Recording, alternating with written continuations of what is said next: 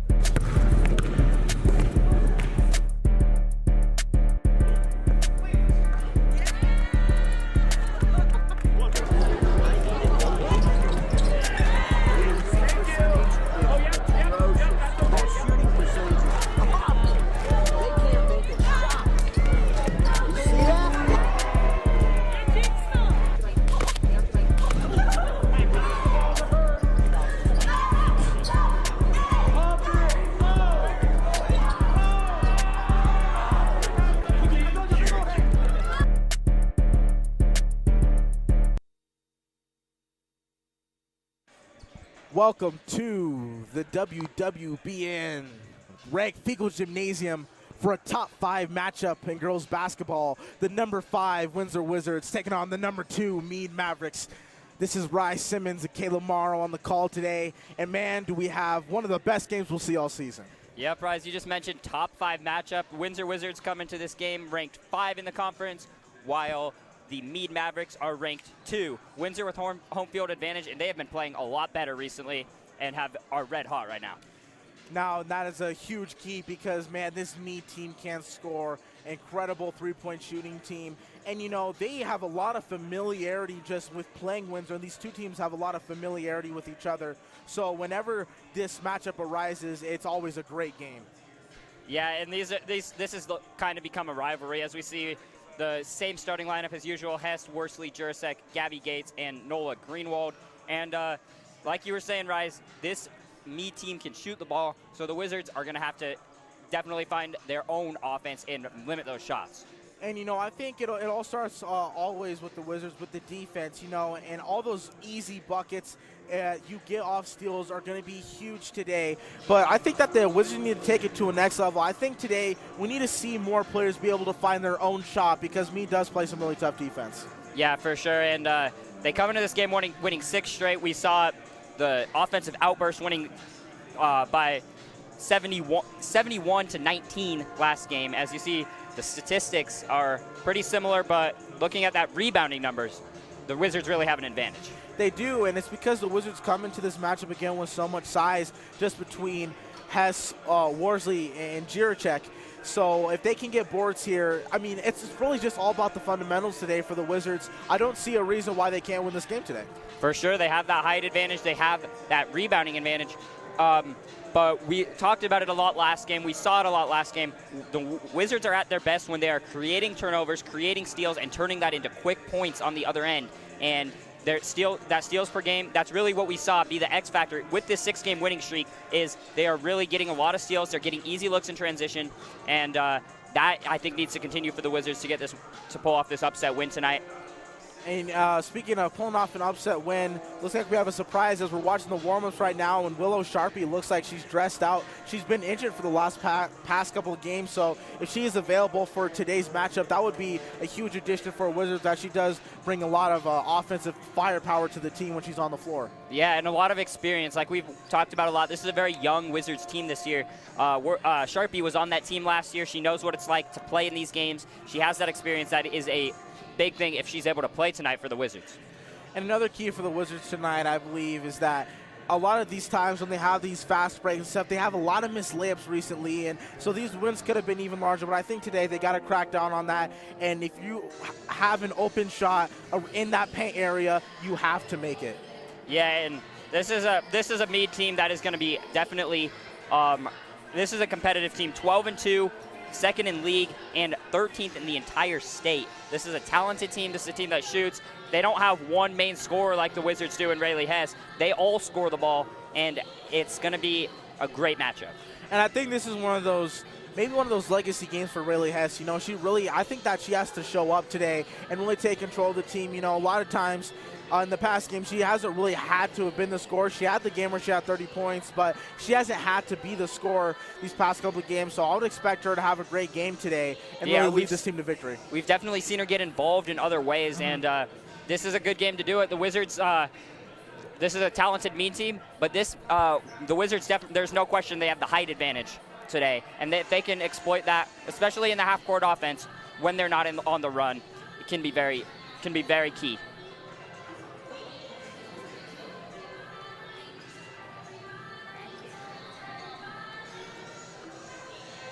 Later on, we may have a sideline report here with Carter Priest. He'll be your sideline reporter today for both games. And we'll head down there. Carter?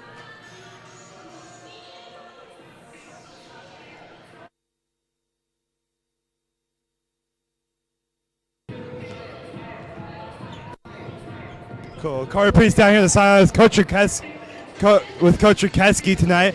Coach, big game coming into this one against the Mead Mavericks. A chance to have a little bit more cushion on the top of the league. How are you coming into this tonight?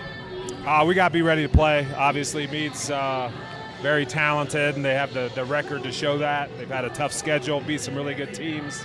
We're gonna have to be really physical tonight and play smart and hard and together.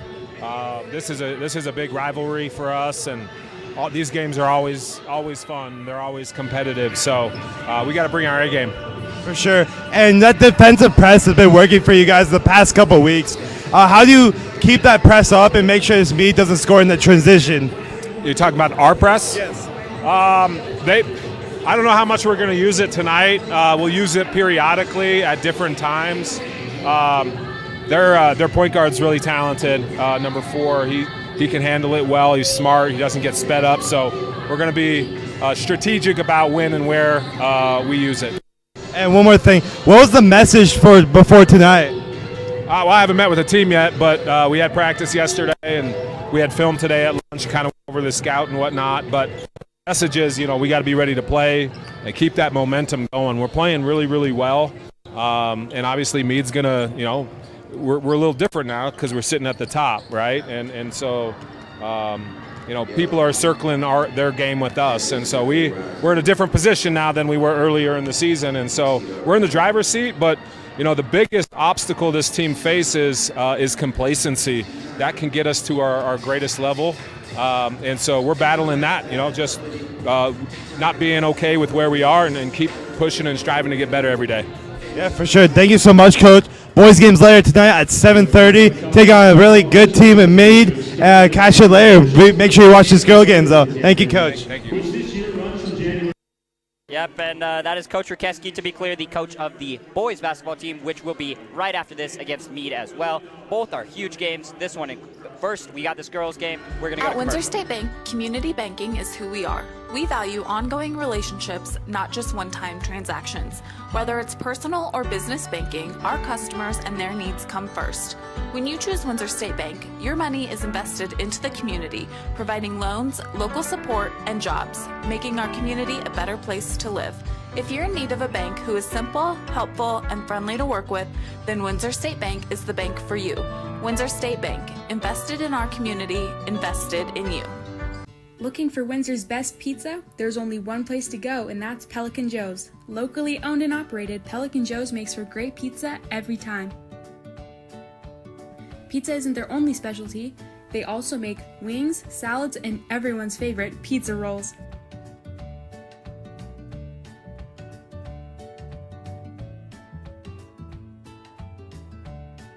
Call Pelican Joe's now.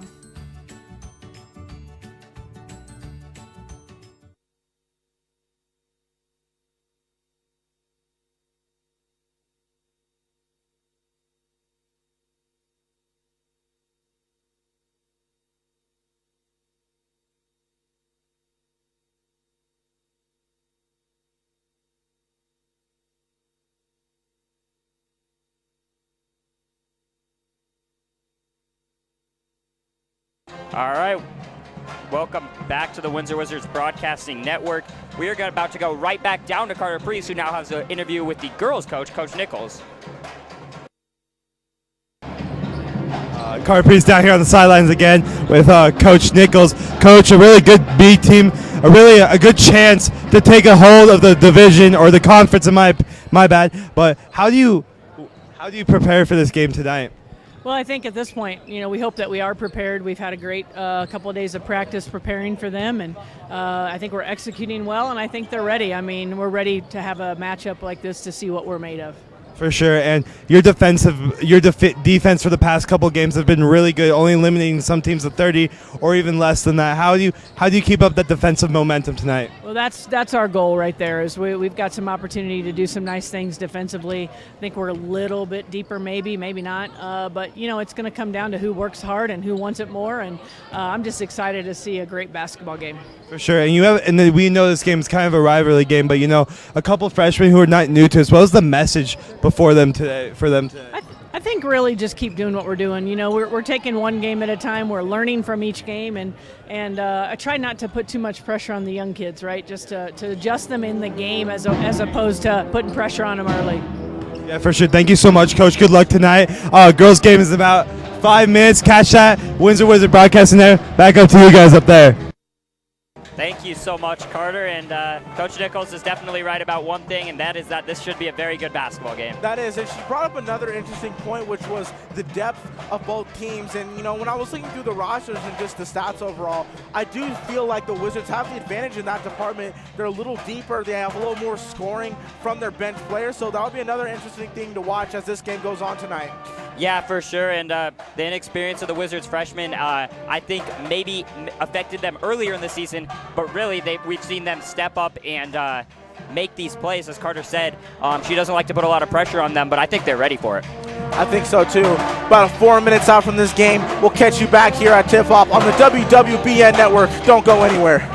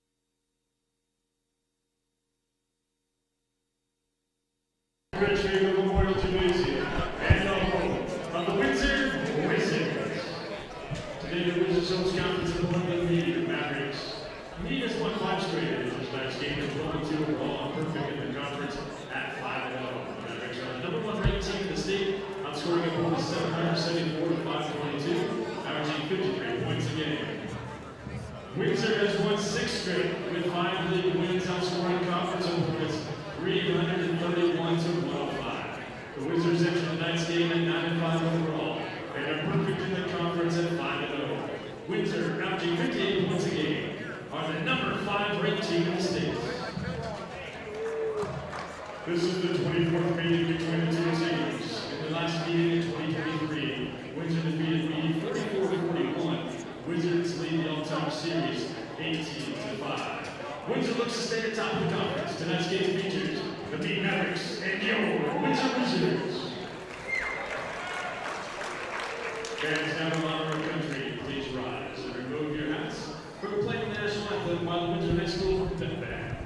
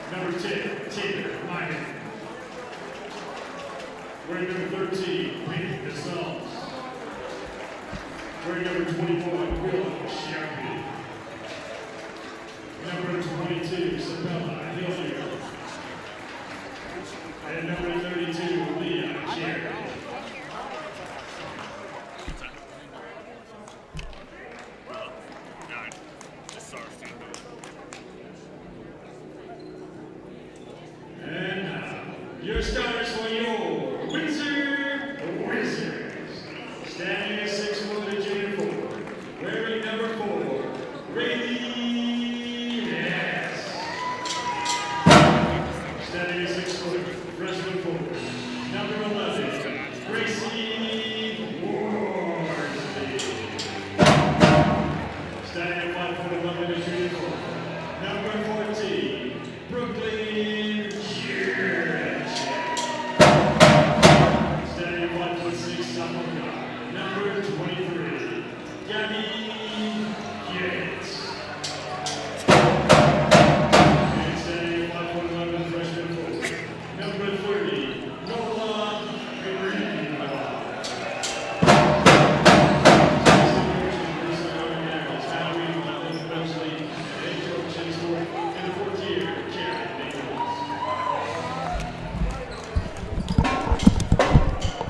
And there you hear your official starting lineups, and we're about ready to get started in what should be a great game, Rise. And let you guys know tonight, the Pep Band is in here for another big matchup here. So it's going to get rowdy, it's going to get loud, but we got an exciting one is Rep. I've never seen pink officials before. I've never seen that. Is this real? Refs are busting out their crisp new uniforms, I guess. All right, wow, big surprise. That's honestly cool though. I like it. I like it. It reminds me a little bit of my sister's Barbie dream house. I guess so. Switch it up a little, because something to. But clearly pink is in. I mean, we got four shoes on the floor that are pink. We got a lot of pink going on. Yeah, I mean, kind of puts a slight target on your back if you mess up some calls. They might go out the pink. But the student section will certainly let them hear it. Well, we'll see. Student section, not super large right now, so they might be good. But still a great atmosphere here in Rake-Fiegel Gym as Mead takes a tip. Yeah, tip-off goes right to Mead. Here we go. I really think the Wizards' key to this game is going to be forcing those turnovers, and especially in the half-court defense. Like, not only just in transition with their press, as we don't know what's going on there, but not only with their press, but with their half-court defense to force turnovers and force difficult shots is going to be big as we get a foul early. Yeah, early foul there. That one's not really necessary. Up to that point, Wizards were playing some good defense, but definitely not a team that you want to get in foul trouble with, because you'll need all these starters to make some good contributions tonight. Yeah, not 30 seconds in either, and that's Brooklyn Juracek, so you don't want to be missing her as she forces the tip ball. Juracek nearly gets a steal there. Hess. Now Gates defending. That's Emmy to Q. Over to Lena Gomez. That's just a sophomore, but she does average the most points per game on this team. And you see Mead, no shot clock in this high school, obviously, just very patient. Not Wizards playing good defense right now, though. Yeah, you can't ask for better defense right now for the Wizards, as she's forced to throw up a wild shot there, and a rebound by Rayleigh Hess gets it up to Greenwald, the mid-range, in and out. And they are able to get the offensive rebound, so Juracek is at the point. And and she'll go straight to the line. So a good aggressive move by Juracek there on the drive. She's very good out of the triple threat position, but you see them go to Greenwald on that first possession. We remember last game she hit 3 threes in the first 3 minutes, so trying to get her going there early as well, taking that first shot. Worsley now back to Juracek. Back to Worsley. Worsley's going to drive, find space, and goes right to the bucket. And there's what we talked about pregame, the height advantage.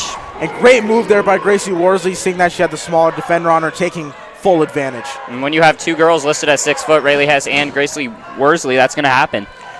Here we go. Now Mead trying to find a bucket of their own, first 3 of the game, and it's a miss.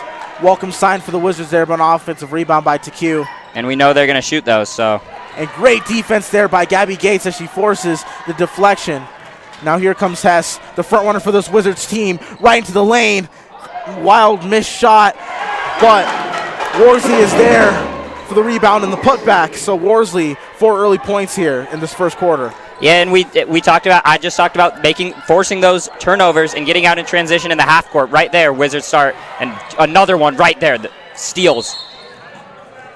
Steals always going to be a key statistic for this Wizards defense, and that is 2 already. Great sign. Yeah, awesome there. And then Worsley getting involved there on the defensive end is forcing another turnover there. So the Wizards will have a chance to extend their lead even more. Juracek directing traffic. Throws it up to Hess. Hess there, out there on the wing. The crossover. Back to Greenwald. Greenwald almost got stripped. Gates will attempt the 3. Wow. It's off the side, but it will be Windsor basketball. Great hustle there by Hess to make that rebound difficult for the junior Carolyn Crone. Really good drive and kick there. You got the wide open shot, didn't fall, but still a very good looking offensive possession. Really good start overall for the Wizards. I don't think if you're Coach Nichols, you could ask for a better start. Right, because she's all about that defense first. And like she said in the last game, the shots and the made shots and the buckets will come. Now Gates running the Wizards offense here. And that's tough defense right there. Yeah, that was great defense there by Crone. And now Mead is on the attack. And great defense there. I believe that was Rayleigh Hess who hit the ball, but they're going to say it's Mead's ball. I believe she was out of bounds. Not sure about that call there, but a great defense there by Riley Hess preventing the easy layup. Yeah, still a really good job in transition defense to get back and knock that ball away. Darby Haley on the inbound. She throws it out of bounds. Out of bounds, yep. Yeah, great defense there by the Wizards. They still haven't allowed any points in this first quarter. Yeah, and just like we talked about, and just like last time we saw them pitch a shutout in that first quarter, they're doing that so far here today. And same thing, not a lot of shot opportunities for Mead, just playing that really good on-ball and off-ball defense. And this is an important aspect of the game as Mead is trying to press now, so it's very important for the Wizards to break this. They get inside to Worsley, back out to Greenwald, the contested three, and it's right between the eyes. And Greenwald has been very hot from three-point land, as we mentioned last game, and they get her going here early. That was a contested three. She pulled up with confidence and just drained it. Great shot. And that's a huge sign for the Wizards today, as Mead is a very good three-point shooting team, and they aren't doing too well right now, but they will pick up as this game goes on. So a welcome sign for the Wizards, and they have up a touchdown against the Mavericks. Yeah, they got a foul on Greenwald there, but Wizards, Wizards in the first quarter have really just done a very good job of setting the tempo these last couple games, and have just looked really good in these first quarters. And I believe Worsley was able to make that rotation in time and get the deflection. Excellent defense there by the Wizards. Thought she might have an open layup there, but Worsley closed that lane really quick, and it looks like Mead will remain in their press defense. Yeah, Wizards just right now, their half court and just defense right now is not giving Mead any of the shots they're used to getting. It's not, as Greenwald breaks half court here. There goes Jiracek. Jiracek finding her space, driving in, goes up with the right. And is not able to get it in, but it's going to be a foul there, I believe, on Gabby Gates. A little too aggressive there, trying to get that ball back. Jiracek and Gates were both right there. Yeah, they do get Gates, which is a good thing because Jiracek would have been her second. And that's the thing to watch here for Jiracek. Even though they've been blowouts the last couple of games, she has had a bit of foul trouble. Yeah, and picked up that one early, didn't get another, and she's going to check out for Sabella Hilliard, who immediately has a steal. She's able to intercept the pass, gets it to Hess on the wing, in and out.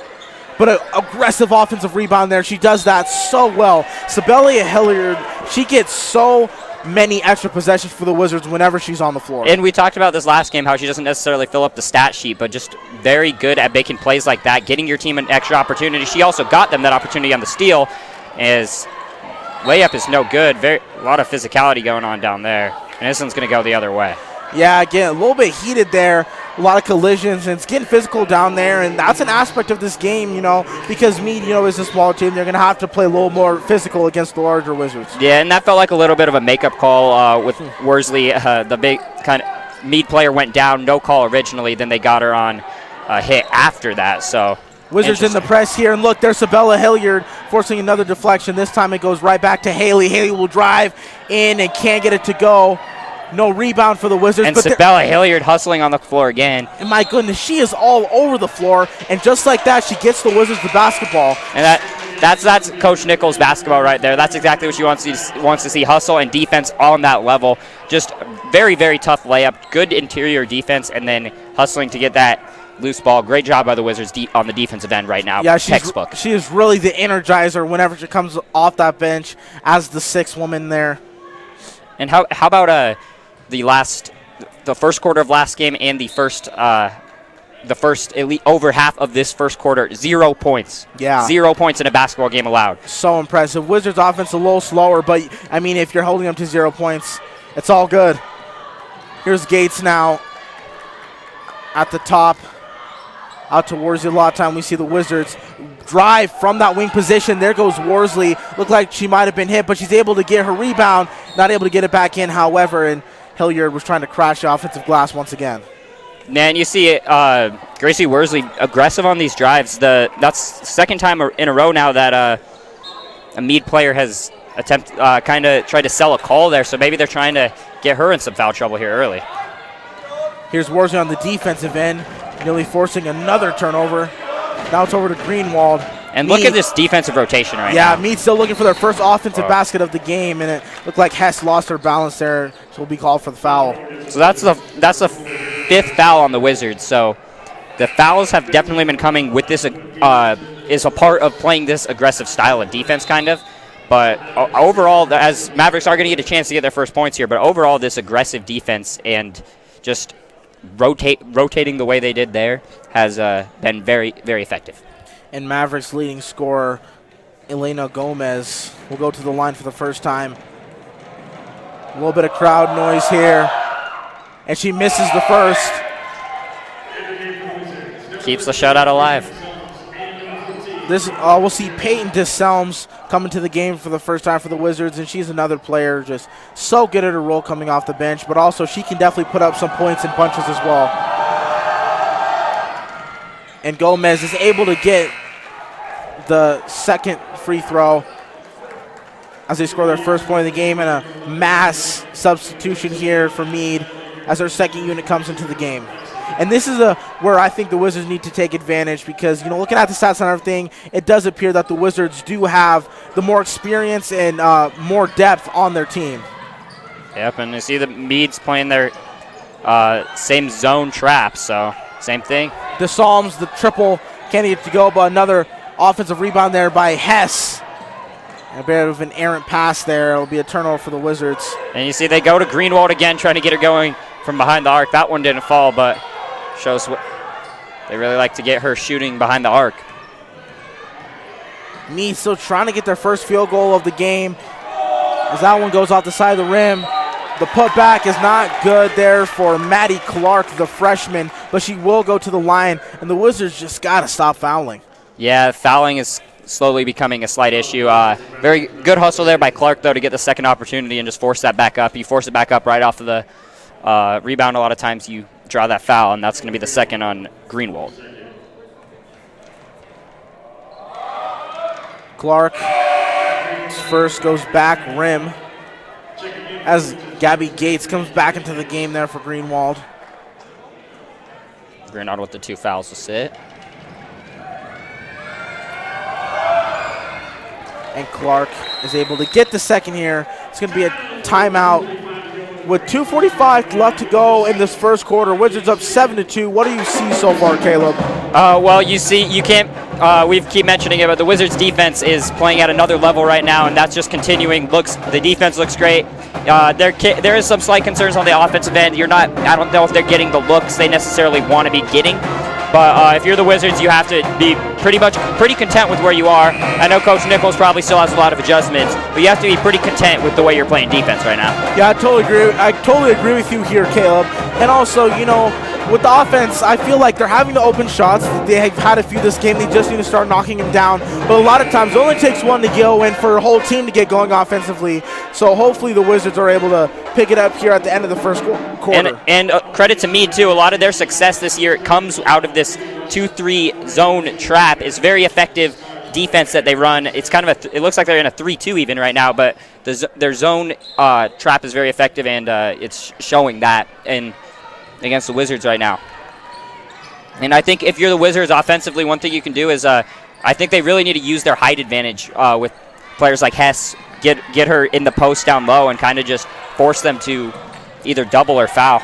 Yeah, Mead forces a turnover there. Now what you're looking at the timeout here for the Wizards.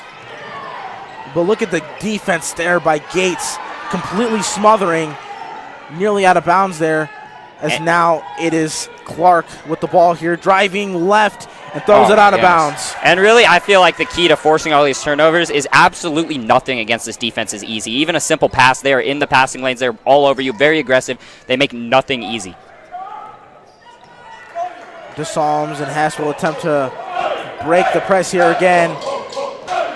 Having a hard time, but Hess with a bit of a spin move there. Able to get out to Psalms with the pump fake. Oh, and it goes off looked like it went off the foot there of number 11, Maddie Wright. They're not going to call it. It'll be Mead basketball again. So 2 possessions, 2 turnovers here for the Wizards out the timeout. If you like to watch really good defense and basketball, you're watching the right game. You certainly are. And Haley, another huge score here for Mead, just trying to get something going here. They still haven't had a field goal this entire game. That's just a credit to the Wizards defense. Here they are again. It's going to be a 3-point attempt, and it's no good. Jirchek is able to secure the rebound, and here comes Worsley down the right side. Worsley changes direction. The Psalms back to Hilliard. And with the Wizards' slight struggles here in the half court, I think you're gonna see them start to try to run in transition a lot more and try to get quick shots. That'll definitely help out as a bit of a forced pass there by Worsley inside, and it's deflected. There goes the Mavericks. It's blocked. Blocked, yeah. She was losing control of the ball before it got there, and here comes Gates in transition. Got to take advantage. Great pass there to Jiracek. Goes up, and she's fouled. That's exactly what you want from the Wizards. And there you are, transition offense off of a very good defensive play. Mead tries to go in transition, blocked by Worsley, and then you get that transition. Wizards very good at making that pass right there. They love to get it to the block, a bounce pass, and great drive by Gates to get it to Jiracek, who has a chance and misses the first. Yeah, Gates came really quick down the left side there, realizing that she was going to have a 2-on-1 there with Jiracek, just making the right play, and that's exactly what the Wizards will need to continue to do. As Jiracek, unfortunately, misses both, but does get the offensive rebound. Great job there by Jiracek. Hess on the wing, drives in, goes up, and it's a little short. Worsley tried to get the rebound there, but successful blocks out there. And Mead now on the offensive end. Still looking very sloppy. And there's Hilliard again causing that tie-up. I think she's been playing the best defense so far in this game. And I think the main credit to Sabella Hilliard in this game so far and just in general is the hustle. Just always getting down and diving for those balls is very impressive. Yeah, it's kind of her strong suit and really helps the team. You need players like that on your team that are willing to hustle like that, and it's effective, and that's going to be a block.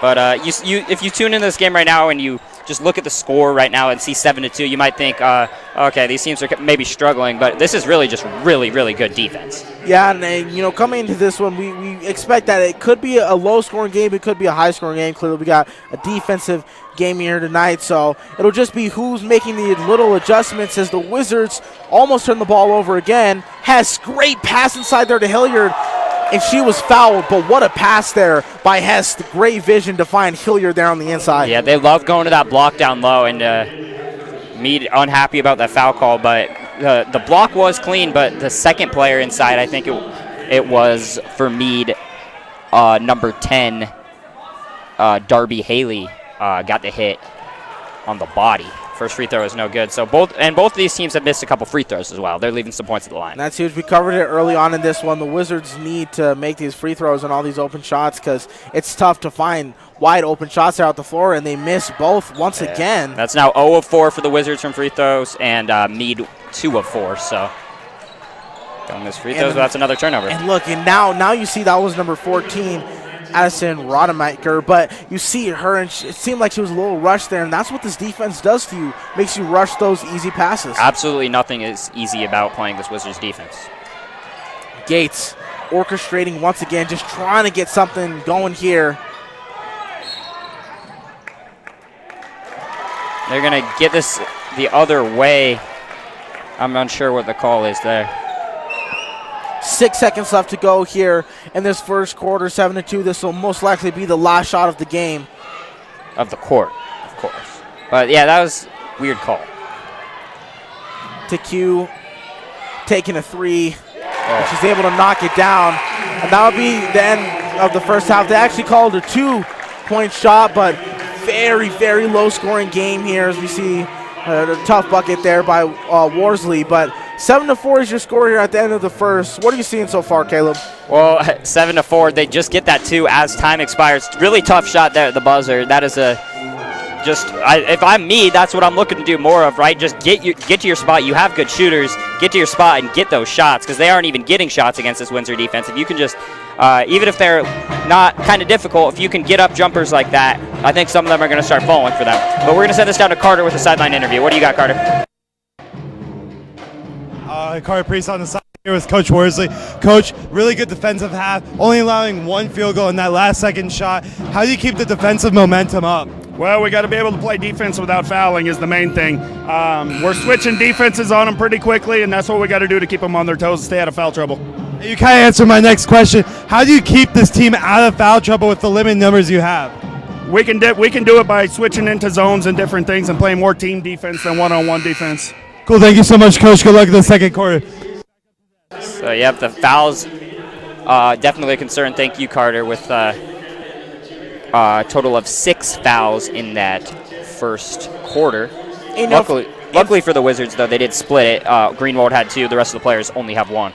Right, and that's a huge advantage there for the Wizards as they're getting things going again on the defensive end. A contested 3 there by the Mavericks, and it won't go. Strong rebound by Worsley, and look at that. Greenwald, oh, she was in the open court, ends up going out of bounds, and that's a tough break for the Wizards. Gates saw that she was down there by herself, but wasn't able to corral the pass. And, yeah, you see with the Wizards' front slight offensive struggles, you see them trying to get back to getting that ball, pushing it in transition off of these misses. And then also you see Mead get their shot up there. I think you're going to see a lot more jumpers contested jumpers, I think, is what they're going to shoot more of as you see them fire this to the corner. There it is. And Wizards switching into a zone there, and Mead is immediately able to take advantage as Lexi Van Dyke, the junior, is able to knock down her first attempt of the game. And that kind of goes back to, as we just saw with the interview with Carter, the foul trouble leads them to going into that zone.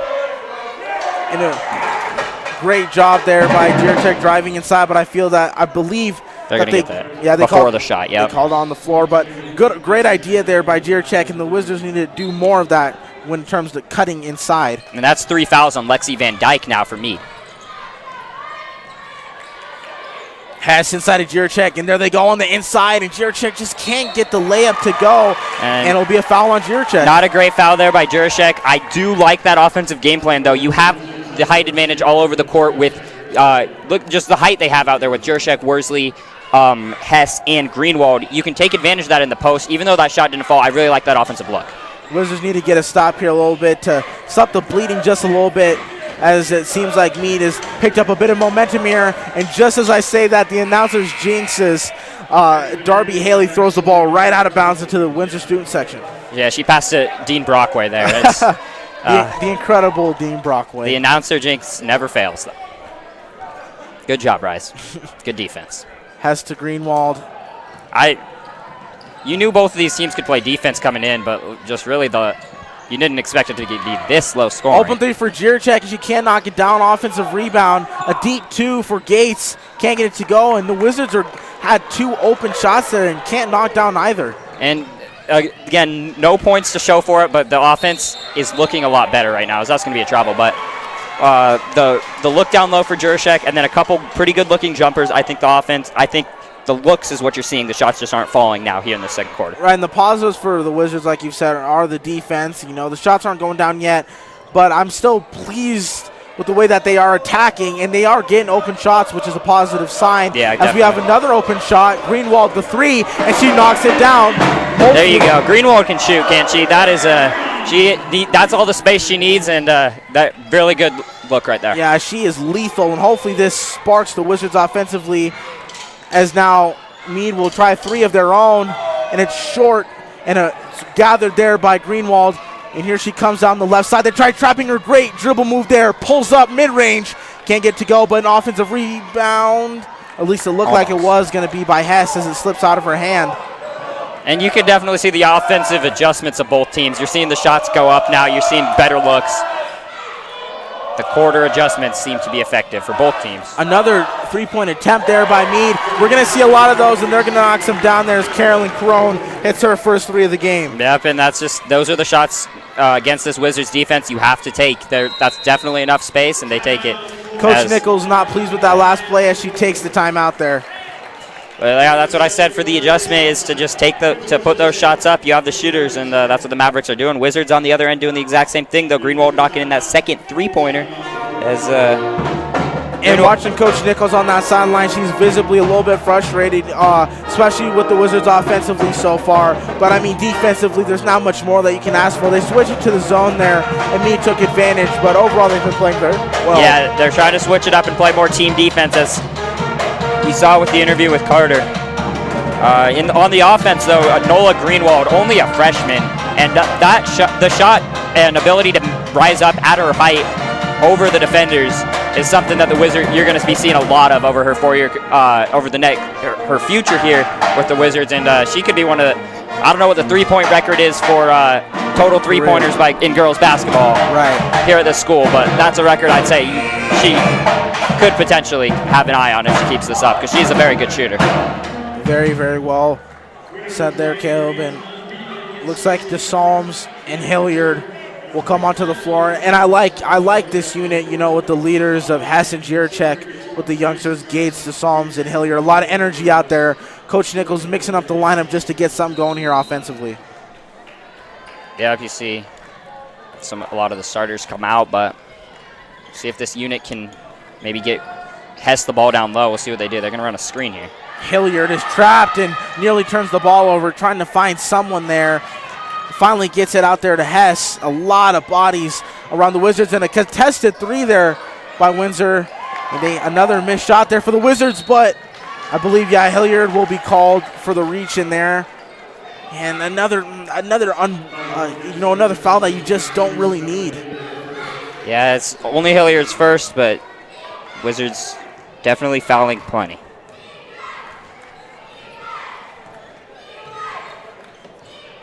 Pass inside there, knocked away by Riley Hess. Great defense. Almost looking like a cornerback on a receiver on that play. That's exactly what those back cuts look like when you get the back cut on the defense. Really good job. And Riley Hess, with the size and length, is able to knock it away. Mead looking to get something going here off the inbound. And they can, as it's a tie-up. Great job there by Gabby Gates. And it will be Windsor basketball. Excellent defense there by the Wizards. So good at getting in those passing lanes on those soft passes just like that. They always are able to cut and intercept that so well. That's one of the best strengths of this defense. And it gets them the jump here. Wizards still looking for another bucket here, as they've been a bit of an offensive drought.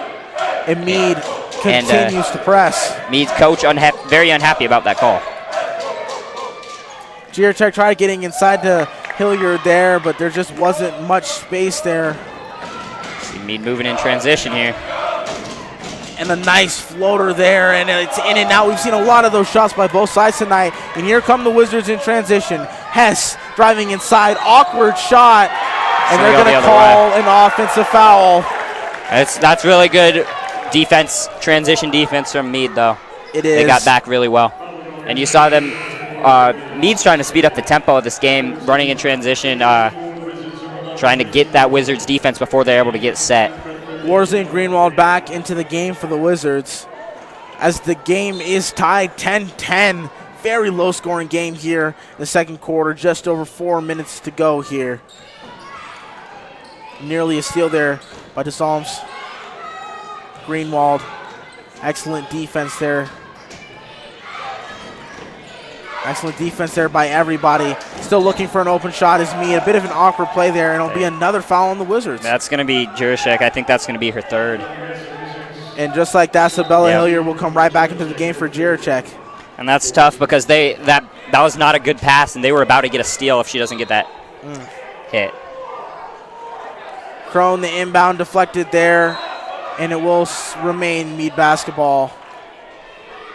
Trying to get the ball out there to Gianna Worth.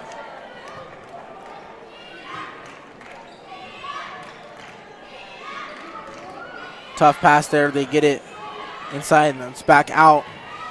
Crone driving, kicks it out. A triple, and I believe it was blocked there. I think so, yeah. Quite a play there by Sabella Hilliard, and we've been saying her name all night. Yeah, and again, Sabella Hilliard, you look at the box score of this game, all you see is maybe a couple steals and one rebound, but that doesn't really show her, especially on the defensive end, the impact she has on the game. One of those players that you see them on every good team is like, in the box score they're not going to show up, but their impact is felt. Greenwald with a bit of an errant pass there when she tried to get it to Hess. That's a nice crossover. And a foul there by DeSalms. And Gomez is their leading scorer, just a sophomore, and you can see that was a very, very nice crossover off the steal. Gets her 2 for shots. First time she went up, she split, made one, missed one.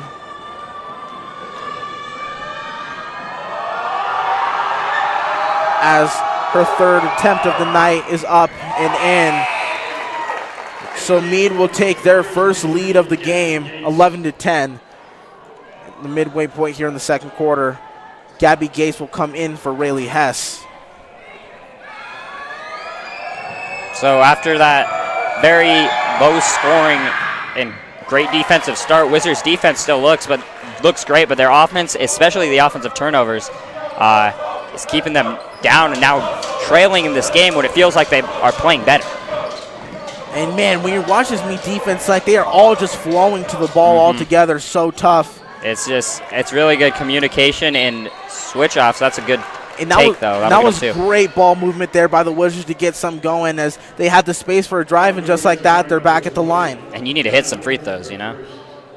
They're leaving way too many points on the board. They could have just hit a couple of those missed free throws. They could be at least tied right here. And this lineup is about as young as you can get, as there's 4 freshmen, 1 sophomore on the floor right now for the Wizards, as DeSalms misses another free throw.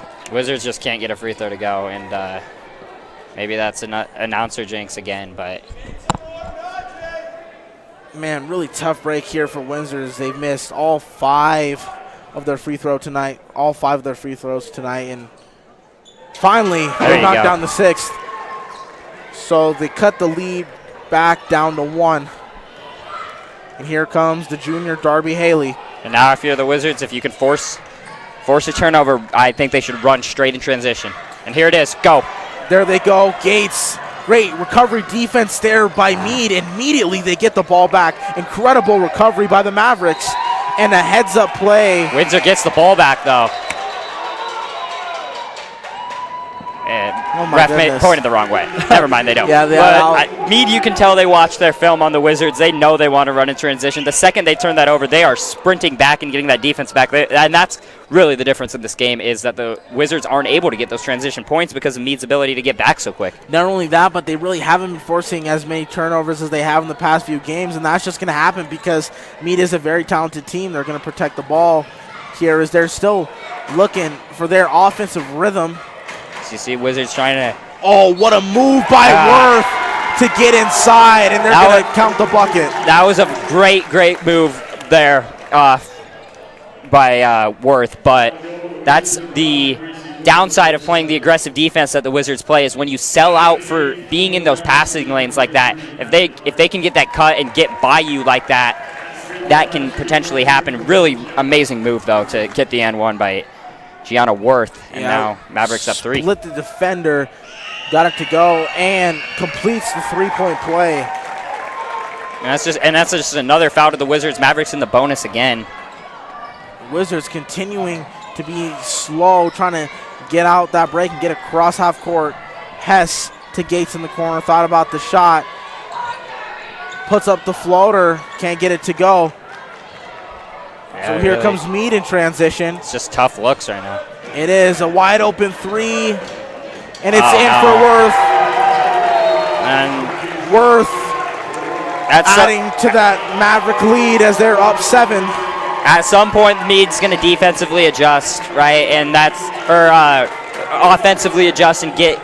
They're going to get their shots. They're a talented enough team. They're going to score their points. They're going to hit their shots and get a little run like that. That was obviously a big 6-0 run by herself for Gianna Worth. But when you're the Wizards, you need to be scoring more to be able to survive those little runs. And when you're at 11 points almost at halftime and just can't get anything going offensively, that's really the biggest problem for them in this game. It has been so far, and I think a part of it too is because this is the best defense that they have seen all season, and in a while. Here with these easier games and easier opponents that they've had early on, but there's plenty of basketball to be played, and we know that this Windsor team is very resilient. Yeah, and you hope they're able to continue to bounce back. Coach Nichols called that timeout. You see the players talking at midcourt right there, trying to get everything going. And I think if you really just want to get going, you have your tall lineup. You have 3 of your tall girls out there right now with Greenwald, Worsley, and Hess. I think you need to use that size advantage because they're bigger than most of these Mead defenders, and if you can take advantage of that down low, you might be able to get some easy looks when you need it. And here they break the press. Hilliard open and misses and the wide open gotta layup. Have those. Greenwald puts it up in another missed shot by the Wizards, and these are so close. It's just shots like these. They've missed plenty of easy ones that you're so used to seeing this team make. And the free throws missed too. They're leaving some very easy looks on the board. Hilliard, the triple, can't get it to go. And an offensive foul there by the Wizards. Looks like That's Worsley. Oh, my goodness. Looks like they were going to get the offensive rebound there, but offensive foul, and it's going the other way, and the Wizards have got to find a way to stop the bleeding here with under 2 minutes left to go in the first half. You got Greenwald with 2, Jurashek and Worsley both with 3. So foul trouble is very much so an issue right now as well. And because this was on the rebound and of the double bonus, this will go the other way and be free throws as well. So the foul trouble is really just right now killing the Wizards. It is. Gianna Worth is headed back to the line, and she has had quite the run here for me. Started that 6-0 run. And with that free throw make it 7 straight points for the senior Gianna Worth. Stepping up when the team needs offense, I guess. But if you're the Wizards, right, that possession ends if you hit one of those 2 really good looks that these girls can make. Those were 2 very easy looks, very close to the rim that were missed.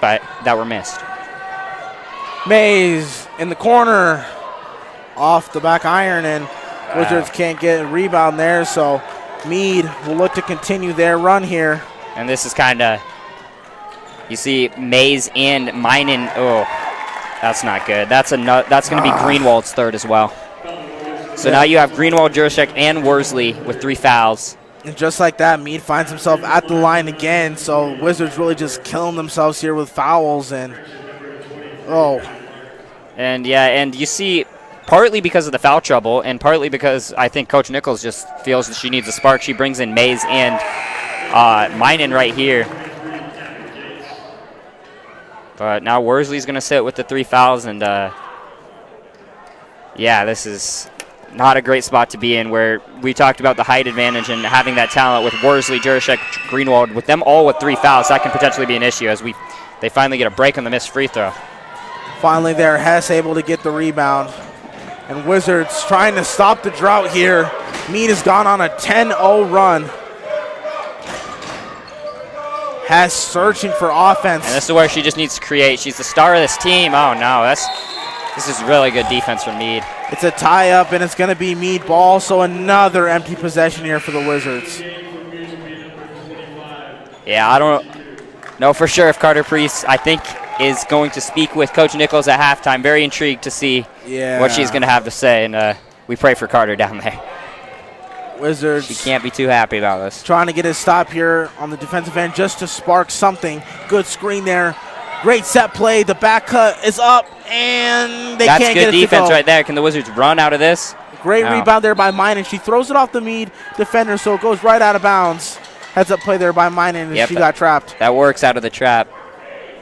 Minute left. If the Wizards can get themselves at least a bucket here, end this half with a little bit of momentum, have something to feel a little good about going into the half, as Mead is in just a full-blown press right now. All 5 players were across half court there. Mays. Oh, they overcommit. I thought she might shoot it there. They're just in those passing lanes like the Wizards are, and it's just that's that zone defense and out. And Wizards are definitely struggling here to finish the second half. Just trying to find something good going.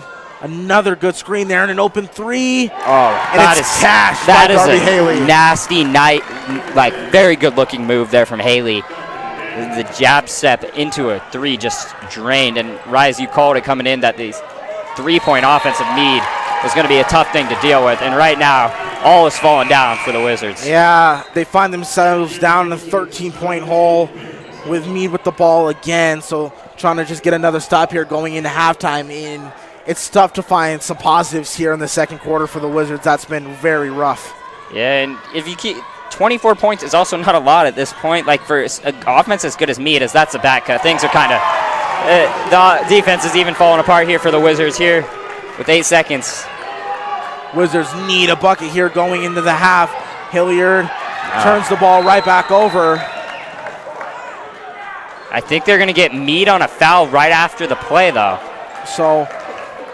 Or we'll see.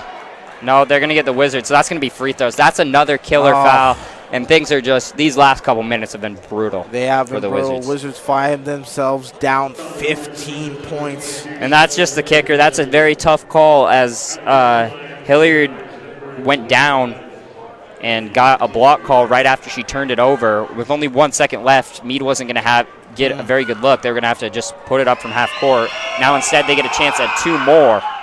Luckily for the One more Wizards, now. Teku misses her first. Certainly interested to hear the fiery Coach Nichols on her halftime interview, and she misses both. Mead got that up would've a been a shot killer. there, but the Wizards going into the half, they got held to only 11 points here, down 15. You know, really large lead, but not an insurmountable one. They can come back here. What do the Wizards need to do to come back in this game in the second half? Man, the offense needs to get their easy looks to fall, and they need to get a lot better and more looks. We're about to send this down to Carter Priest, and we'll see what Coach Nichols has to say to answer that question. Coach, really frustrating anyway to end that second quarter. How's your team bounce back in these next 16 minutes? Well, we're going to see what we're made of is what we're going to do. I'm about to light them up when I get in there. For sure. That's all you guys say right there. 26-11, Windsor down 15. Catches after halftime. And that's kind of what we expected from Coach Nichols. And yeah, she's a very intense coach. She takes them, helps elevate her team to the next level, and we'll see what kind of fire they come out with in the second half, and if she can motivate a comeback. But like we were saying, that is was a frustrating end of that half, and it's even more frustrating because you were in this game, you were looking good, you were looking like the better team for that first quarter. Exactly. And then the momentum just completely switched. Completely, and we'll see if Coach Nichols is able to light a fire on her team there. I believe that the Wizards will come out in the second half with the fight, but they've got to play near perfect basketball to make up this one. Yeah, and a coach like Coach Nichols is gonna, she was gonna take that. She isn't gonna take a collapse like that at the end of the half easily. So. Just like that, we're going to go into a commercial break. This is Bryce Simmons and Caleb Morrow on the call. Thank you for tuning into the WWBN Network. We'll be back in the second half with some more Windsor Wizards basketball.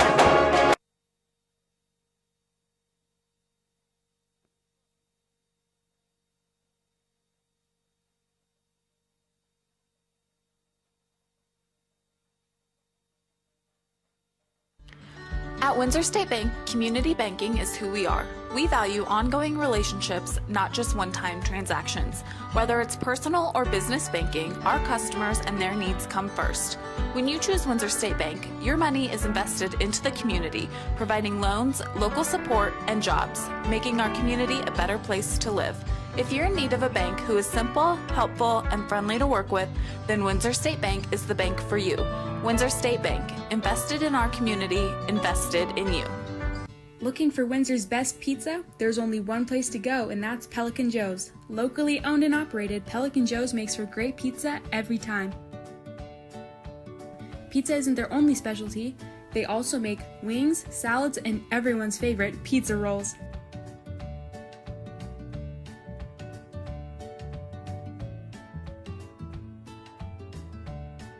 Call Pelican Joe's now. Wanna see you with it?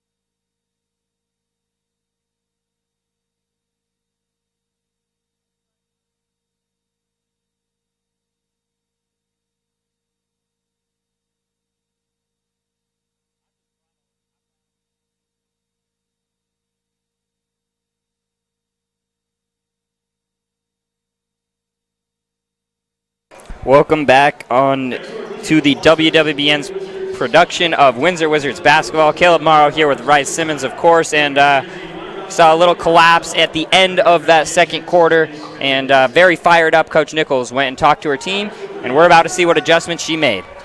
Yeah, I think little collapse is a bit of an understatement there. They were just completely, Mead just looked like the dominant team there in the second quarter. So Wizards will have to dig out the 15-point hole, but certainly doable, especially in the sport of basketball. So we'll see what the Wizards have schemed up coming out of this halftime. And this is where I feel like the Wizards' pre-conference play that was so tough with all those tough games comes back to benefit them. As you see, that's an and one. There you go. That's what you need. Excellent start there by Noah Greenwald, cutting in, trying to complete the three-point play, but like they were missing so many free throws there in the first quarter, it's a great opportunity to them for try to get one here. And Greenwald's really been stepping up as a scorer recently for this Wizards team just as a freshman, but and Greenwald misses Wizards the free leaving throw. more on the free throws, but she's stepped up as a scorer, and I think if they want to come back, she has right now 8 of the 13 points. You got to keep giving her a chance to score the ball. And another thing for the Wizards to watch is to, defend without fouling. There you go. And if you can run. Rayleigh Hess forward to Greenwald. Greenwald goes up and in. There it is. Wizards basketball of getting that steal, getting out and running. They beat the defense down the field court right there. Amazing, perfect start right here by the Wizards. Got to keep it up. Greenwald able to get 4 points in a row there, and they're going to call that one on Greenwald. I'm sorry. You cannot call that call in a physical game like this. You cannot call in a game like this. You cannot call a block like that. And that's just that she's moving her feet. There's slight contact, but that is a call that really, really hurts the Wizards. That's 4 on Greenwald, who's been pretty much your only source of offense. That is a killer call. Remind me, Caleb, is it 4 fouls or is it 5 or 6 fouls that you foul out in high school? It is 5 in high school, I believe. And like you said, that is such a killer because she, did come out scoring so well here. And Hilliard will come in for the Wizards, but she's been playing very well defensively tonight. And this is such a physical game for the Wizards. And for that slight little push on the block, which she's just moving her feet, there's a slight collision. That is just not a call that you can make in a game like this. That's another foul. Great sidestep there by the junior Crone, and she forces a foul there on Hess. Luckily, only Hess is second, but man, that's just such a killer for Greenwald. I feel that's detrimental. Oh. Crone makes her first.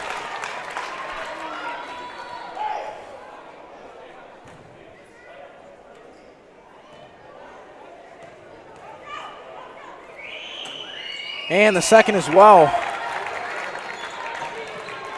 So the Wizards will try to continue to cut into this large lead here. No different with the press from Mead.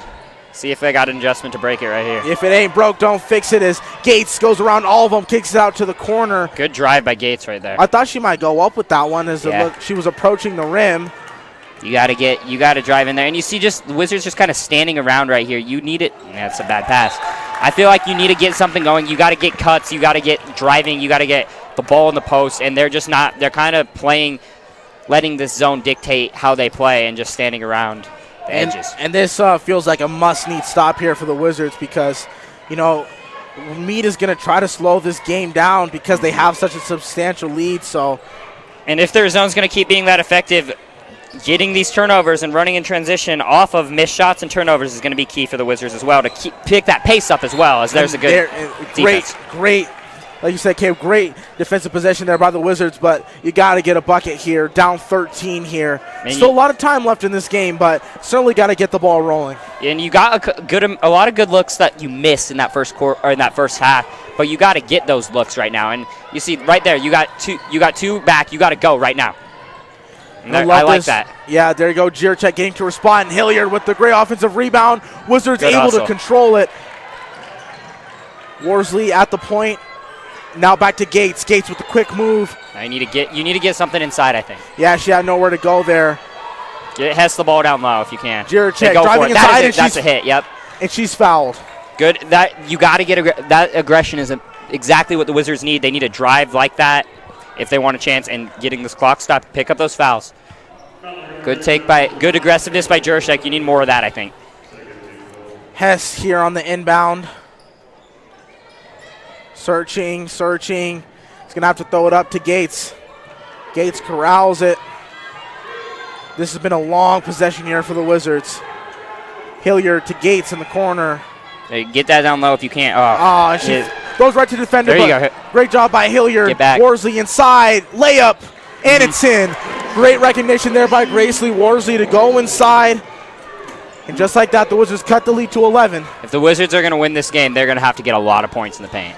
Great dribble Good moves defense. there. That's I believe travel. that's a travel. There you go. So Wizards picking up that defense here. And you can feel that they're getting a little bit of their mojo back here on the defensive end. Pick up that momentum. If the Wizards can go to the paint right here, if they can go to the paint right here, either draw a foul or get a bucket, I think Mead may start to question their defense, and it'll be huge if they can do that. Get down low. Great pass there.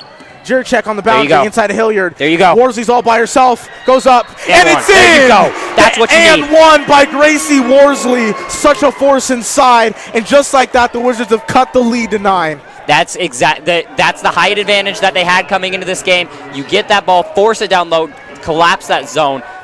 Amazing offense right there. You break the press, and they have less defenders back as well if you can be quicker like that. Wizards offense doing what they need to do right now. Finally, the Wizards were able to complete a three-point play there. And here comes the Wizards press here, trying to get the Mavericks off guard. Ooh, great play design there. Yeah, that was nice. But Coach Nichols' adjustments look pretty good. There you go. Run. And there goes the Wizards in transition, looking for some offense. Keep going. Here's Jurczyk, nearly loses it. Gates on the wing. Back to the point, so now the Wizards are in their half-court set. Hess looking for her shot. Gets to her spot, goes up, and fouled. Look at that. And just like that, the Wizards have found their way offensively, and Hess is going right back to the line for 2 more. Like I said, the paint is where you're going to win this game. Rayleigh Hess. 2 crucial free throws here for the Wizards. 4:54 left to go in this third quarter, and the Wizards are cut the lead from 15 down to 8. And a little bit of taste of their own medicine with getting the Mavericks now in foul trouble. That's Gianna Worth, the starter and senior who was a huge part of the Mavericks scoring. That's 3 fouls on her now. And they're going to check her out. As we're going to send this to Carter. Windsor have been struggling at the free throw line all game tonight, but if Windsor wants a chance in this game, Windsor has to make some free throws to even give themselves a chance in this. But back up to you guys on the desk. Luckily there, Hess is able to knock down both free throws as the lead is cut to 6. Yep. You can feel the tension in this building. This is a very good matchup, and 2 very talented teams we're watching right now. And if you can force a turnover, a missed shot, Wizards need to be immediately down the court. And look at that smothering defense by Rayleigh Hess, and that's exactly what Coach Nichols is asking for. Great defense there by Hess without fouling. And look at that energy from the Wizards right there. You see them all clapping. They're excited. They're fired up. They got a technical. We got a technical now. And I believe they said it's on number 10. Or did they get a Mead coach? I think they got one of the coaches on a tech. Okay, so... Or potentially the fans. I don't know. So Wizards will shoot a free throw, though. Another huge break here by the Wizards, and they'll send Hess to the line. And things are starting to fall their way. You see the frustration it causes Mead when they're having that level of success. Hess dribbles once, dribbles twice. Can't get the first free throw to go. You get 2 with the Techs in high school, luckily, so get a chance to convert on another point. Wizards really need this second free throw, and Hess is able to connect. So the Wizards deficit is now down to 5, and more importantly, they get the ball back immediately. So here in the half court, Wizards will look to cut the lead once again. Yep, you see, no Greenwald in the game right now with the 4 fouls. You got Hess and you got Worsley, both very talented, as we know. Most likely we won't see Greenwald until the tail end of the fourth quarter. Like you said, 4 fouls. If she gets a fish, she'll be out, and that'll be a huge loss for the Wizards. But like I was saying, you also got Jurczyk in this game. You have your players get it down low. There it is. Put it up. What a play by Worsley. She goes up, and she's fouled again. Worsley has been such a force here in this third quarter, and they just can't handle her down low. And as I said, the height advantage right there. I think the Wizard, that was definitely a halftime adjustment that Coach Worsley made, or Coach Nichols made, as free throw is still a problem. But that was an adjustment to get this ball down low with your big with your girls that are bigger. And Worsley misses both free throws, and that's a Sabella killer. Hilliard's there, and she'll go right back to the line. And oh my goodness, now the Mavericks are going to start finding some foul trouble here as the Wizards are in the bonus. And look at the emotion, and look at the how much the emotion has turned in this gym and among this Wizards team. This is a different team in this second half. This is a different energy. Sabella Hilliard with the hustle play again gets herself 2 free throws. Chance to make it a 1-score game. Once again, the Wizards are back at the line. First free throw is up. And another missed free throw here by the Wizards. And if they would have made at least half of the ones that they've missed, they would have been at least tied in this game. So really tough break. Yeah, that's another thing. If you Wizards are at the point where if they could just hit, like they have missed so many free throws that 5 made free throws would still only be shooting, I think, like 60%. If you could have just gotten some of those, you could be in a better spot. That's really just and even she free misses points. Again. Almost getting that rebound, but that's 0 of 4 right there. You need to hit those. And oh my goodness, the Wizards could be right back in this one, but instead they'll have to resort to another. That's going to be a legal screen, other way, and that is on Darby Haley. My goodness, that's her third. Great job there by Worsley, who's really had an outstanding quarter, bringing the Wizards back into this one. And like they always say that basketball is a sport where momentum plays the biggest factor, right? And all of the momentum on the Wizards side right now. A lot of frustration on Mead's side. They're still up 5 points, but you can feel the energy shifting, and this should be a great finish. Should be a great finish, but man, if you're Coach Nichols, and you're talking to the team, you have to make these free throws as we have another message here with Carter Priest. Clawing back in this third quarter, Windsor just needs a couple more defensive, knock down a couple free throws maybe, but this game's over. I don't know about you guys, but this game's going to be a really tight finish to the end. Back up to you guys. If the game gets tight enough, we might need to get Carter Priest up here at the desk, But great, Carter down there. Tight 5-point game right now, and you're the Wizards. I think right now is where you've seen what you have. You have that advantage. You have that height advantage. You have your tallest players are also your best players. Get them that ball down low. And another thing to keep an eye on here, Rise, is Nola Greenwald, scoring the leading scorer of the game. She's been scoring so well. What point do you bring her back in with 1 foul leading to her disqualification? It's a very tough question the Wizards have to answer here. But if I'm the Wizards, I just want to see more involvement from Rayleigh Hess as they try to get it to her there, and it's a turnover. Yeah, Hess only 1 point this game. Here come Mead on the other end. Aggressive drive and a tough finish for Clark. That's just going to happen. That's a very good take and a good bucket. Now you can push the pace on the other end. You have open guys in the corner. Go. There you go. Jiracek drives inside and misses the wide open layup. And again, that's just so tough and been an unfortunate story of this game. And they're going to get a foul, I think, on Jiracek, and that is going to be her 4th if that is on her. Bit of a frustration foul for Jiracek there. She blows the open layup. And that's honestly this kind of play is like a symbol of how this game has gone. Like Jiracek gets the ball outside. She very quick first step. She has a really quick first step. She uses that to her advantage, gets by the defense, wide open layup, and can't get it to fall. And that's a shot we've seen her make all season long. Yeah, and that's happened constantly. The free throws as well. It's easy baskets that they're unable to convert on. And then, of course, after, that's also been the fouls have been a problem as well. So that's why that play is so indicative, is because you get the foul after. That's now 4 on Jiracek, and she has to sit down. Wizards looking to get a crucial defensive stop here, as they have to work on cutting in that lead. Blocked by Hess. What rejection a play. by Hess. Goes right back. Haley the triple. And a killer for the Wizards as Haley extends the lead right back to 10. And that's just such a killer. Rayleigh Hess with the block inside. They get the offensive rebound, and that is so tough. Wizards need to respond right now.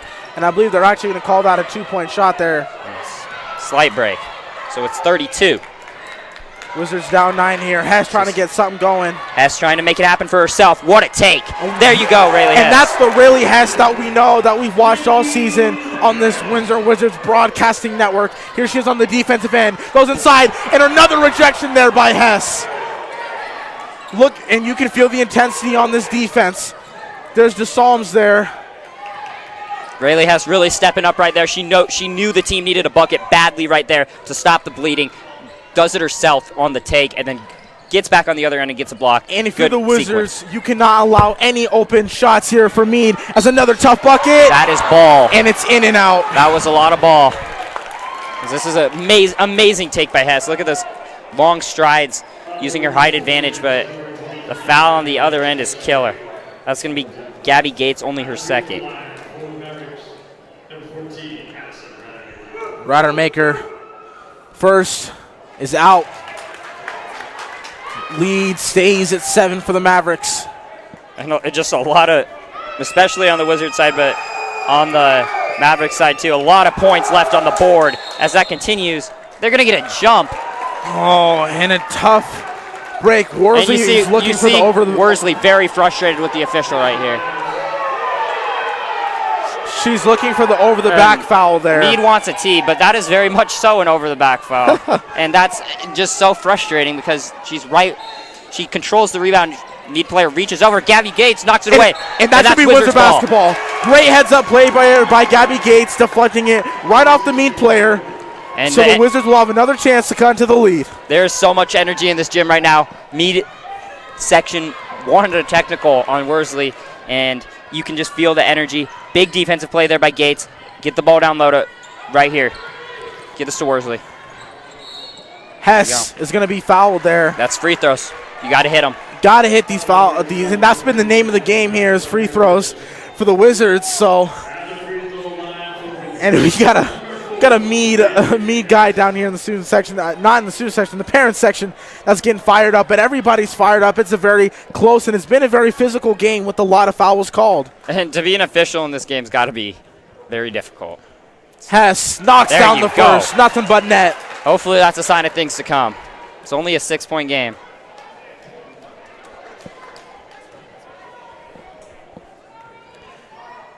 Hess's second.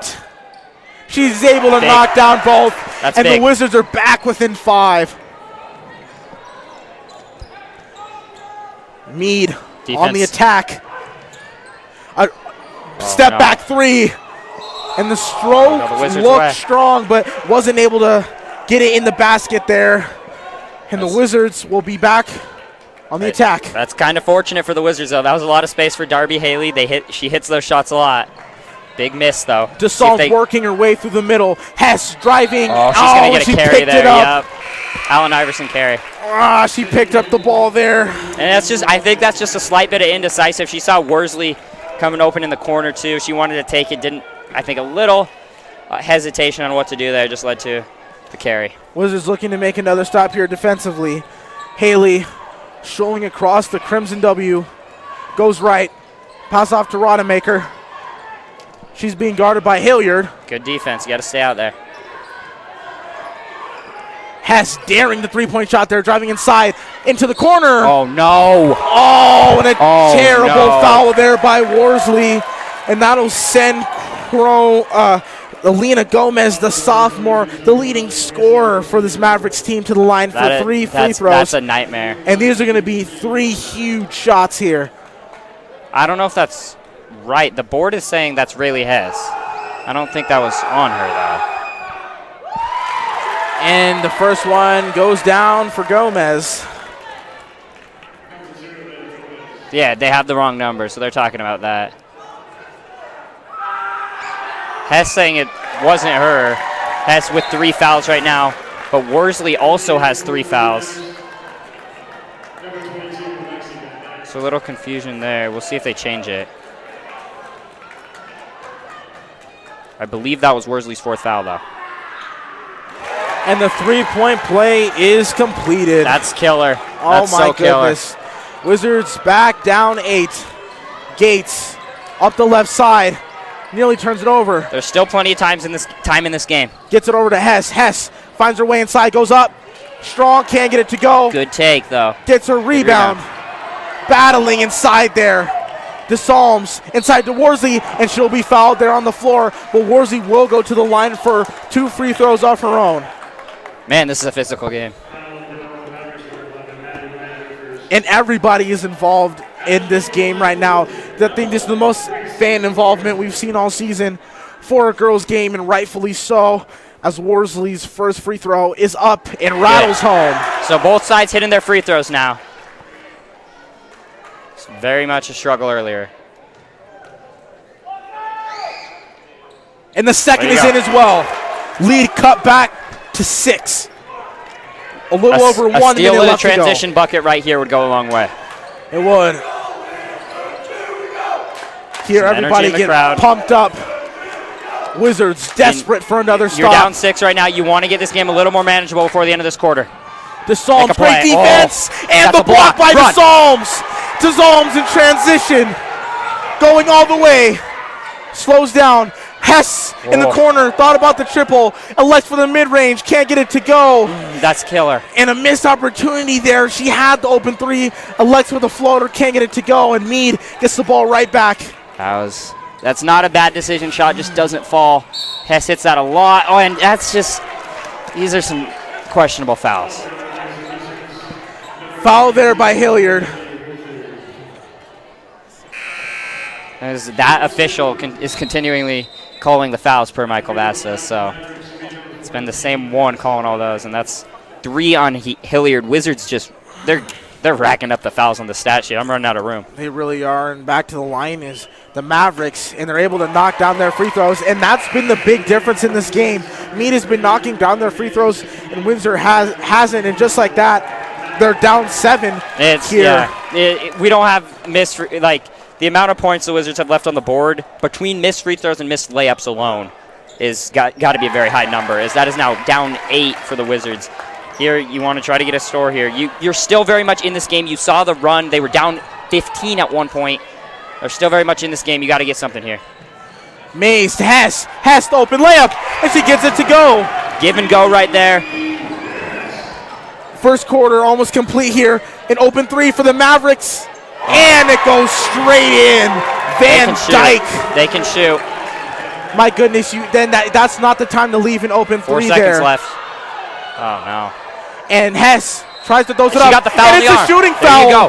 Heads up play there by Hess, and I believe she was behind the 3-point line. So that'll hopefully be 3 free throws for Hess. Great job to get into that shooting motion. And if this is 3 free throws, you have a chance to cut it right back to 6. Oh, and heads up play right there. Let's see. But man, we talked about it in the pregame. The shooters for this Mead team gets the first free throw to go.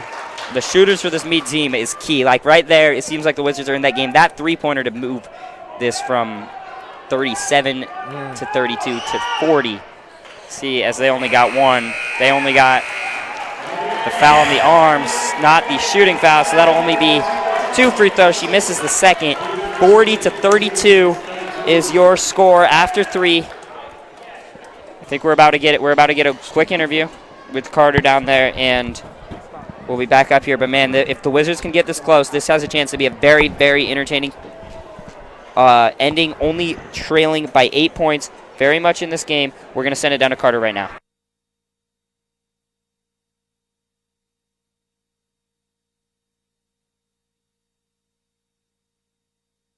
Coach, really dominant, kind of a dominant third quarter. How do you make sure this team really reels in for this fourth quarter? We started off on a real good run there.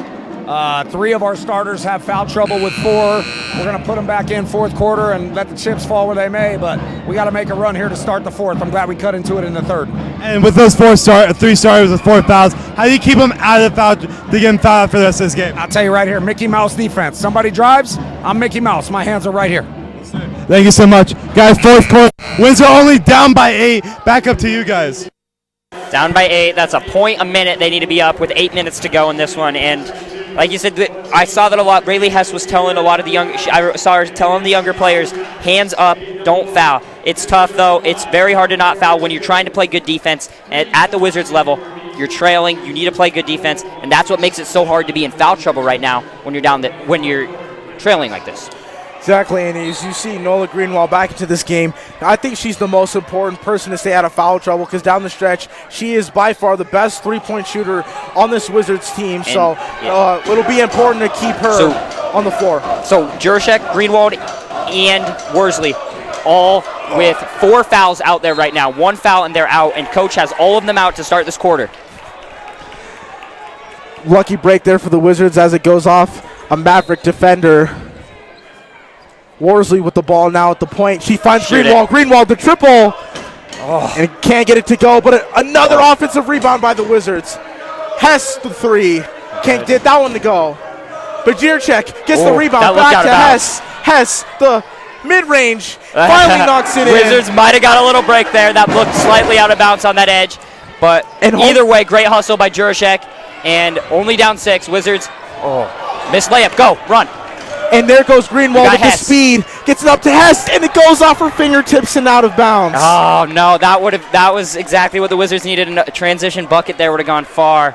Just off the fingertips, passed slightly too far. You know, I think if you're the Wizards, you just got to take a breath. There is a lot of quarter left. 6 points, 3 possessions max, you can tie it. So it's just 1 possession at a time here. But you have to be so careful when you're Worsley, Jirchek, and Greenwald to not get that 5th foul, knowing how important you are for your team. And another missed layup there. Greenwald gives it to Worsley. Worsley by herself. No. And she misses the layup. Missed layups on both sides. So the easy buckets continue to plague the Wizards. But just the missed layups. As Haley going inside. No good. And another miss. Nobody's there to get the rebound. And another miss. Hess is able to control it. You got two. You got 2 on 1. And Jirchek another misses. missed layup. You got a Worsley 3 by Worsley, and she knocks it down.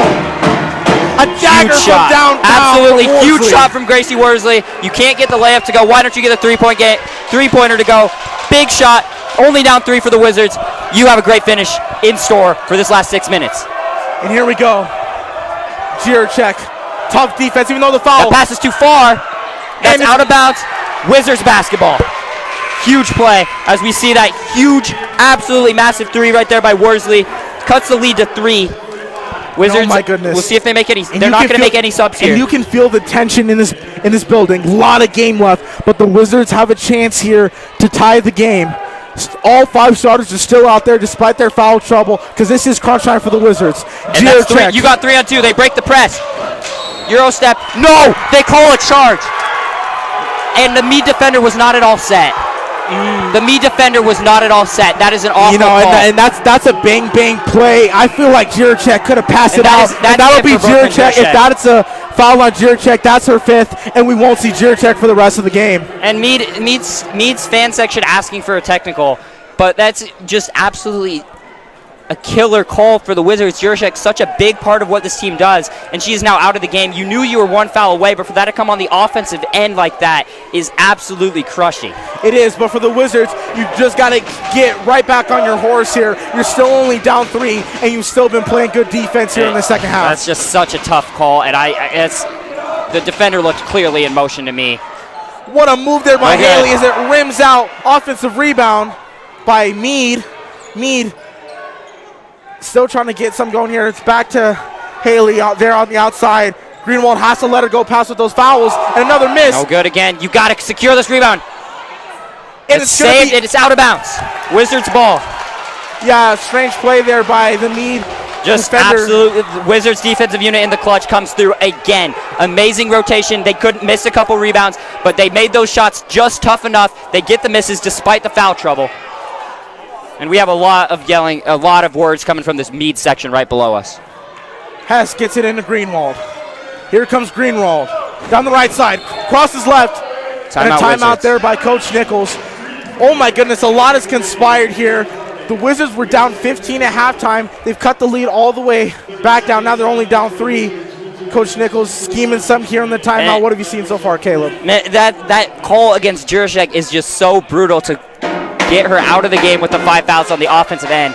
That still is just such a tough call to make. I love the intensity in this gym, though, both sides. We're going to send this to Carter Priest real quick, who has something for us on the sidelines. Guys, Brooklyn Jirchek just fouling out of the game. Sabella Hilliard, the freshman, is going to be taken for the rest of this game for Jirchek. Was really big miss from the freshman right here in a big game. Back up to you guys. Yeah, and we've seen Sabella Hilliard. She's made a lot of plays in this game. She's hustled. She's earned her spot in this game. It's killer to not have Jirchek, especially for her size out there at 5'11". Hilliard's got to step in, though, and they launch us to the backcourt. You got 5 on 4 right now. Oh, my goodness, and Greenwald walks A little bit of a hesitation there. And that's Indecisiveness. Indecisiveness. You didn't know where she wanted to go with that. You knew you had the numbers when you made the blew by the defender in the backcourt. But a mistake there.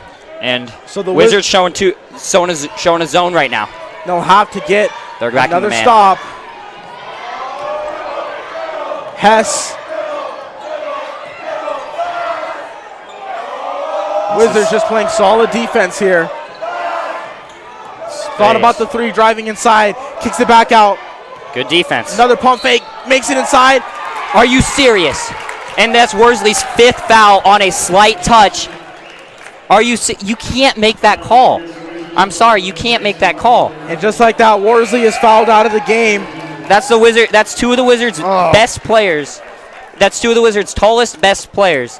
And there's so much physicality that occurs in this game, and these little touch fouls are getting called in the biggest moments. And I'm sorry, it's just not what you need. And now Coach Nichols forced to put in Peyton to Psalms here. So 3 freshmen on the floor here. And now in the last 5 minutes of this game. And that's the risk you take playing your 4 fouls, but that is just such a tough call.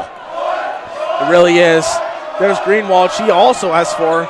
Can't afford to foul out either. She can't foul out now for sure. But on the flip side, with these... That's a good back cut. That's a really good back cut. Good motion. And honestly, a good foul by Hilliard instead of giving up that wide open layup. That's now 4 on Hilliard, though. So now Hilliard, who came in for Jirtek, who had foul trouble, is in foul trouble herself.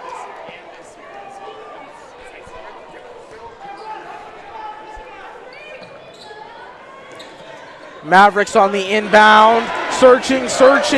They're finally able to get it in. Mead has had the ball for quite a long time here. This is space. Wide open you 3, need to miss here.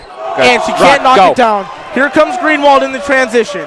Greenwald crossing over, and she nearly loses the ball. She forces a tie-up, and I believe that the Wizards do. That's Mavericks ball. No, they don't have possession. You're right. So it'll be. No, they're going to say it's Wizards basketball. Okay, so I think our possession error was wrong. That is going to be off the possession. No, that's Mead ball. Yeah, you're right. We're going forward, Wizards. You have to continue to play that defense. I really like running in transition there and looking for the look. I like that from Nola Greenwald. Didn't work out there, but I think they need to run in transition just like that. And here's Worth. Worth crossing back. The step back 3. Can't get it to go. That would have been killer. Oh, no. Huge offensive rebound there. Puts it back up. And it's in. Finally, Mavericks crack the ice. That's where you miss your size down low with the foul outs. TQ was able to knock that down, but Wizards still only down 5 points here. Hess surveying, cuts inside, goes up. So really tough shot there. No foul called. So the Mavericks will have the ball once again. So the Wizards hoping to get another defensive stop here. They look on the back cut. Oh. That's a foul against Rayleigh Hess on the cut.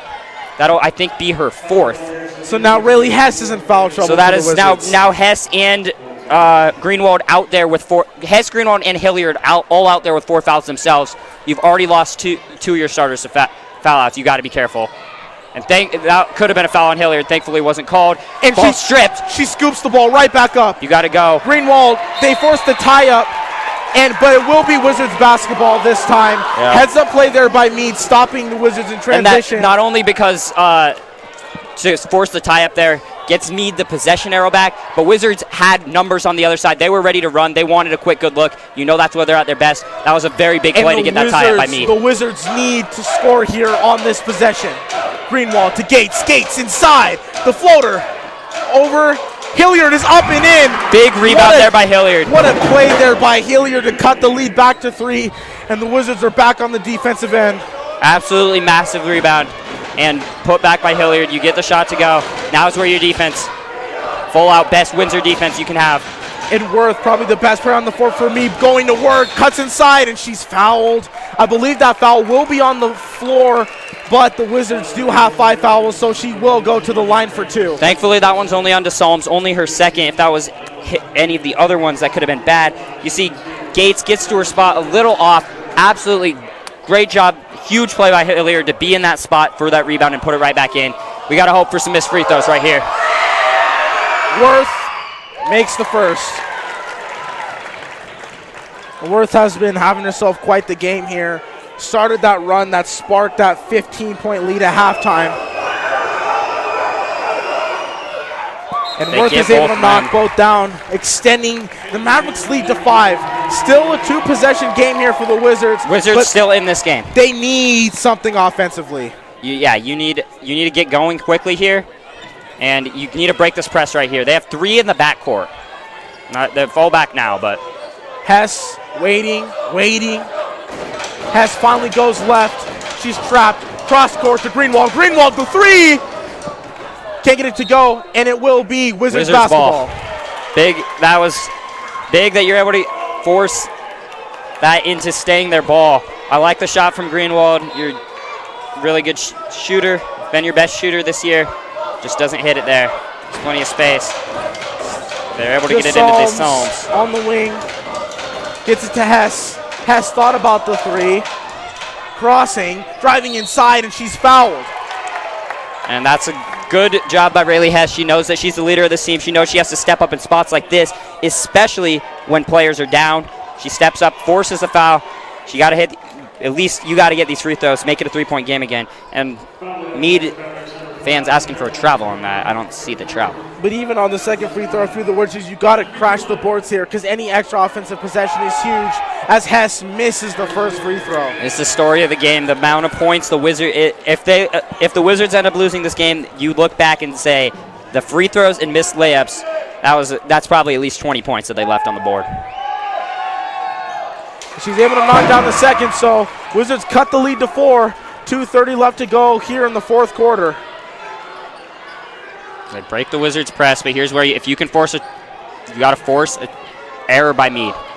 And if you're Mead here, you're going to try to take a lot of time off the clock here. As there is no shot clock, so it's on the Wizards to force a turnover. Every pass, I think that's off her foot. That looked like it was off her foot. They keep it with Mead, and that's just tough. That looked definitely like if it dribbled off her feet. Not that the ref saw it, but we got to lock right back in and keep playing that defense. Defense looked really good. Oh my goodness, a 3-point attempt, and it's in. That may be the dagger for the Mavericks. And that is an amazing shot. The Mead can shoot, and you got to give it to them. Behind the arc, they are electric from 3. That is a big shot. Chrome's a diabolical triple here. Gates kicks it out to DeSalms. DeSalms a 3 of her own.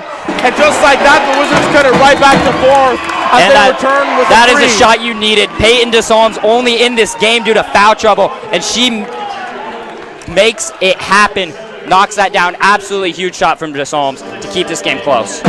Hand right in her face, and she's still able to knock that shot down. But if the Wizards, you're going to have to find some sort of way to force another turnover here if you want a chance to win this game. Yeah, there's still plenty of time. On minute 35, down 4. You got to play your trap defense. You got to hope Mavericks. They've made plenty of mistakes all game. There's been plenty of turnovers. The ball's gone back and forth. You can force a couple turnovers, but if you get yourself a layup or if you get yourself free throws, if you're Windsor, with all the misses they've had all game, you got to convert here. Coming out the break, Coach Nichols was talking about she wants to see what this team is worth. They were down 15 at halftime, and this is crunch time, and everything that you have to do has to go your way if you're the Wizards. So the team really showing what they're made of as they try to get this win against the number 2 team ranked in 5A, the Mead Mavericks. Yeah, and there's been plenty of dispute, plenty of chippiness in this game, especially from the fans back and forth on the calls. It's a very good basketball environment here at Reg Fiegel Gym. It's been a very fun game, back and forth. And if you're the Wizards, a win here would be monumental. Right now you gotta play your absolute best defense, though. And here we go. Full-blown press for the Wizards. Time's a ticking here for the Wizards as they look to force their turnover and get a defensive stop here. And it goes. I guess is off the Wizards out of bounds. That's a couple that could have. We can't see from here. Yeah, tough break for the Wizards there. Could have maybe gone our way. They're going to run their play. Wizards got to flash a double here. Got to watch out for these dangerous 3-point shooters for Mead, especially Crone. Hit that last one. Hilliard. Great defense there by Hilliard. Thought about the triple there, Mead. Mead, though, still with the basketball. Mead taking the time. Steal, and Mead is able to retain possession. 1 minute left to go in this one. Wizards still trying to force a turnover, and they still can't get it. Mead, they are so close right now. There it is. DeSalms with the steal, and Gates fell over, and just like that, Mead will get the ball right back. And if your player goes down, I'm sorry, your player goes down, that looked like she was tripped. Coach Nichols is asking for the trip. It certainly did. I'm not saying it was a trip, but after all the calls that have been made this game, your player goes down in the clutch, and Coach Nichols is having none of it. 52 seconds to go here, though. Oh, there's the ball right there on the floor.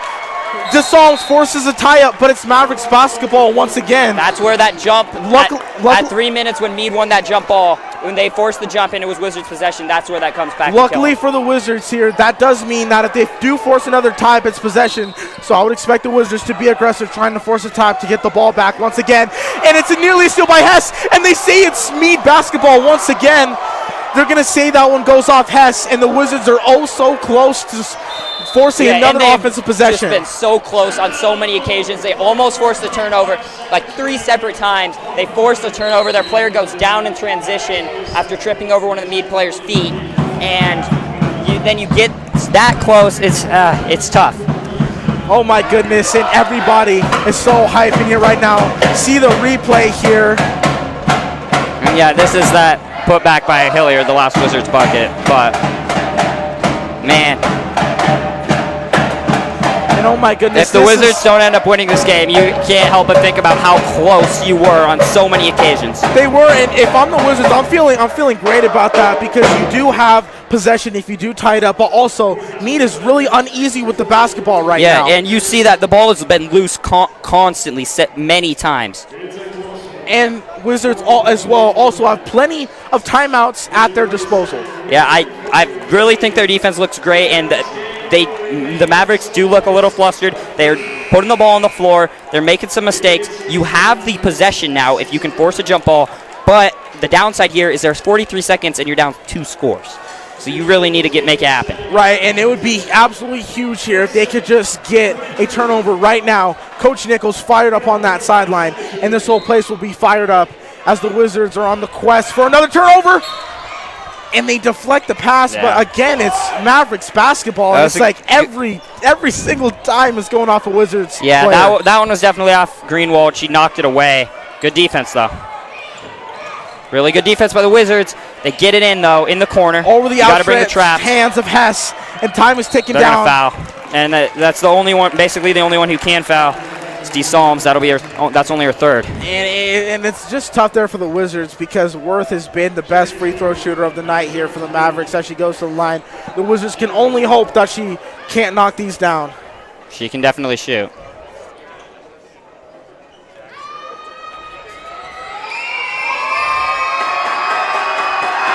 Worth makes the first.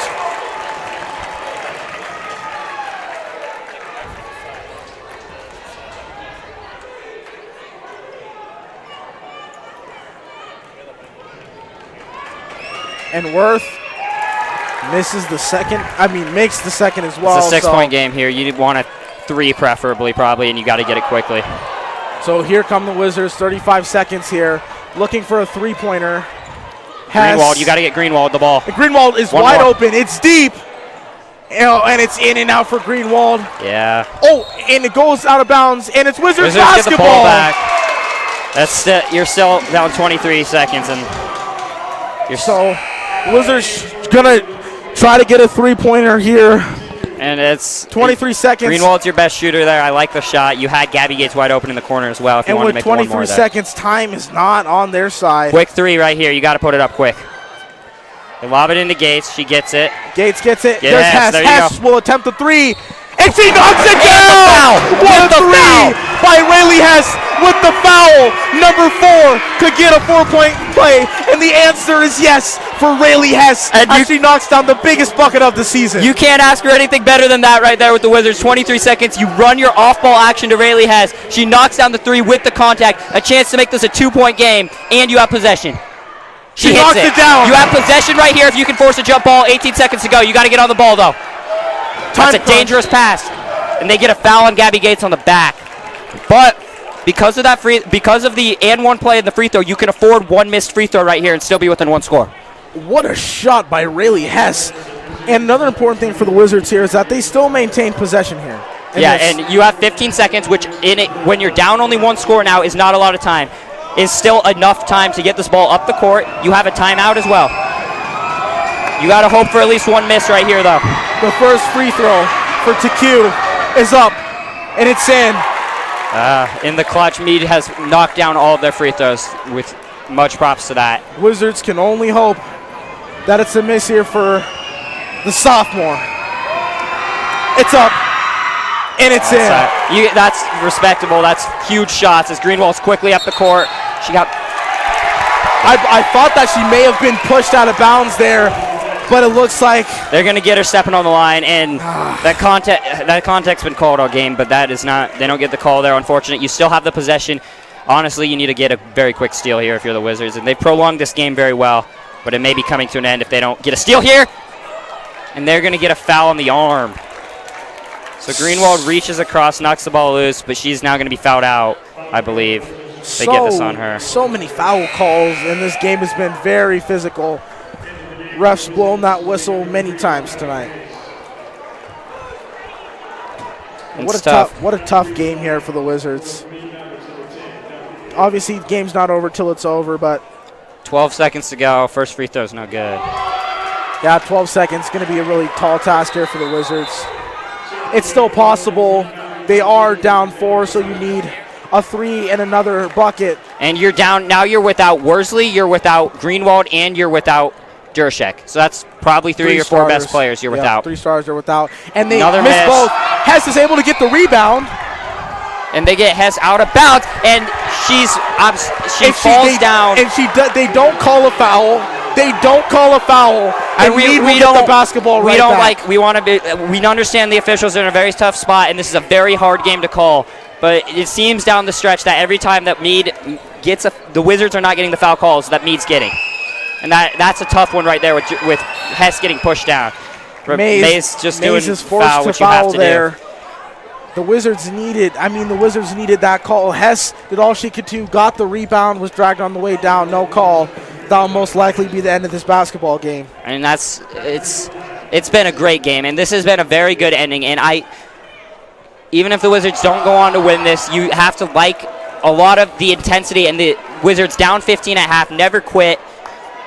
Coach Nichols can't be too disappointed, at least in this second half. And in theory, the Wizards still have a chance here as they are down 5. They would need to make 2 very quick threes. And here goes Hess with 7 seconds. She's going to have an open. Now.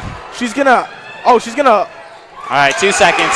You got it. The clock's still. And that'll be it. Mead with a huge road win, 52-49. The Wizards storm back from 15 down, but it's just not enough as they fall in their first conference loss of the season. And man, this is going to be quite the rematch when the Wizards go on the road. The name of today's game, though, was all the missed free throws from the Wizards. They ended up only losing by 3. They missed 8 or 9 free throws and many easy layups early in this one. And those just came back to haunt them throughout the game. The missed free throws and missed layups have to be the biggest thing that you could point to and say, 2 more of those layups, 3 more of those free throws, anything like that, and you're tied or winning this game potentially. Down the stretch, though, I thought the Wizards coming out in the second half had a different intensity. I thought the defense was very good. They got to their spots, and I really think that if their starters don't foul out, they win this game. That's another thing. Foul trouble really killed the team. It was. You never like to criticize the refs, but there were a lot of calls, this game, and I just think it threw off the groove of both teams there down the stretch. It was really irregular, is how I'll describe it. And all credit to the officials. I felt the game was called very well for the most part in the game. And I feel like down the stretch is where the Wizards, on a couple of those, they needed to get a couple of those calls, a couple of their push calls, I think. And obviously fouls were flying off the board, though. Very physical game. These are 2 very, very talented teams that, as we know, they meet again on the road, and there's a very good chance they meet for a 3rd time later in the season. These are 2 of the best teams for sure, and you see the talent. This was an amazing matchup, very close game, very fun to call. Exactly. This was Rye Simmons and Caleb Morrow on the call. Your finals 52-49 Mavericks on the Wizards of Wizard Broadcasting Network. Tune in because in 14 minutes we have tip-off and we may have liftoff as the boys' game will start in a few minutes here. It should be a great game. Make sure to stay tuned. Thank you guys so much for watching.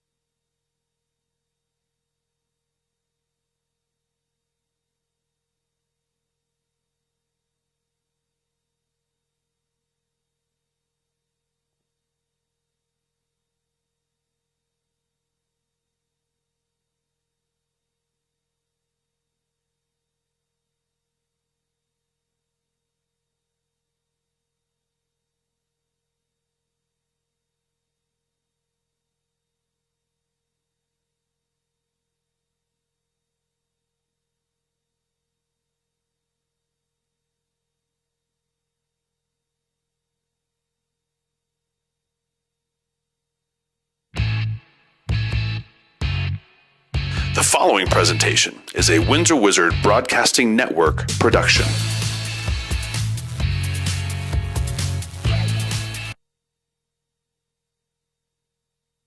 Wanna see you with it, sure could treat you right. Give me just a minute of your time tonight.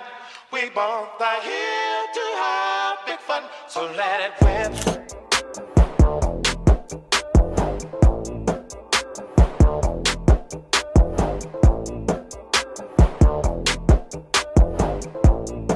So let it rip.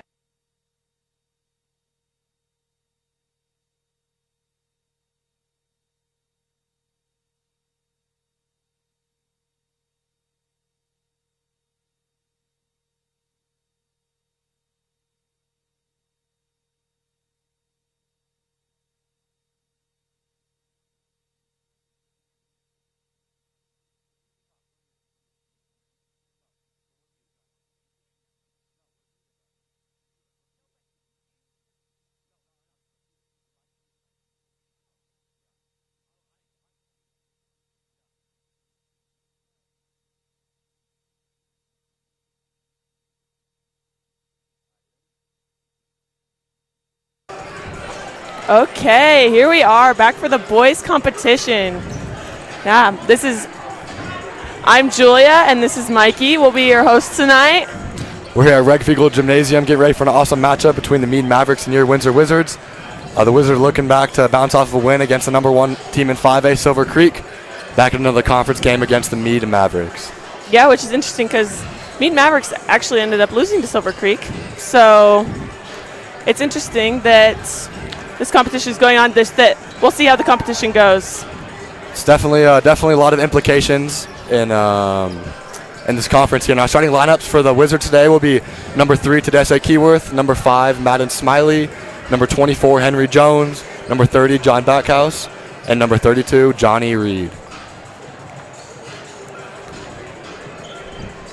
Yeah, great starting lineup. Not a whole lot of seniors on this team, but definitely still a really strong team and have a lot of young talent for sure.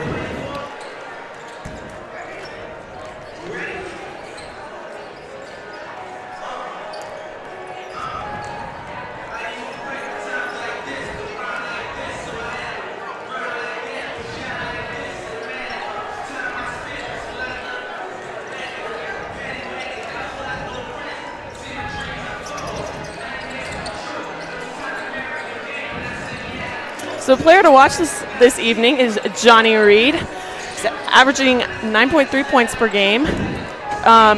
He's also leading the team in lots of other areas. He's leading in rebounds per game as well. But he is a great player, committed to Black Hills State, going to play at the next level in college. Super excited about that. He's also the leader for this team, one of the seniors here. Someone who's been on varsity for the past 3 years, someone super strong and someone that the team can follow. Yeah, there's a lot of seniors on this Wizards team. We're going to send it down to Carter Priest down on the sideline.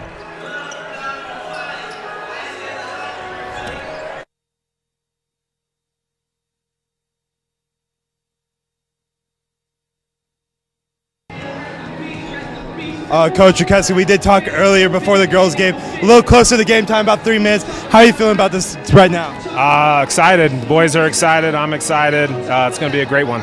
For sure. And we talked about the message before the game. And what was the message in the locker room right before this? The message was we got to play this game like it's going to be a one-possession game. That basically means that we got to have a sense of urgency on every possession, every loose ball, every rebound.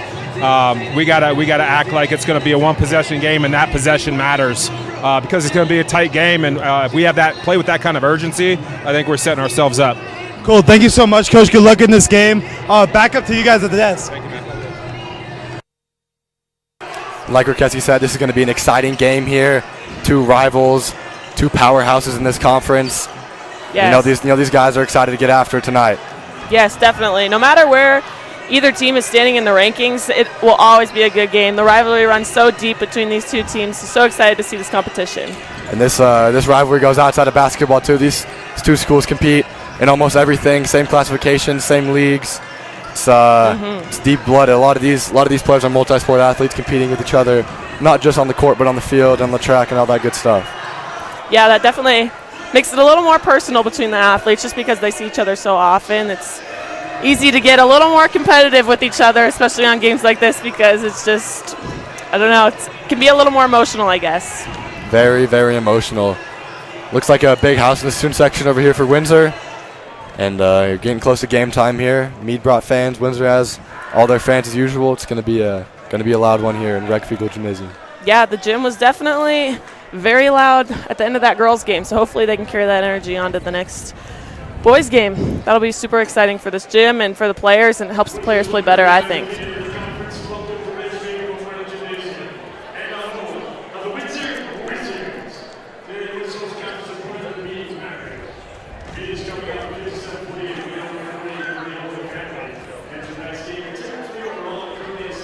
Windsor recently came off a very powerful win against Centaurus the other night at home. They're just looking to build off all these successful games they've had so far. A little rocky at the beginning of the season, playing some 5A, some 6A teams. They're definitely getting back into the league play, ready to dominate after all that tough competition, for sure. Yeah, definitely tested them all those preseason games. It's good to have competition like that. Oh, yeah.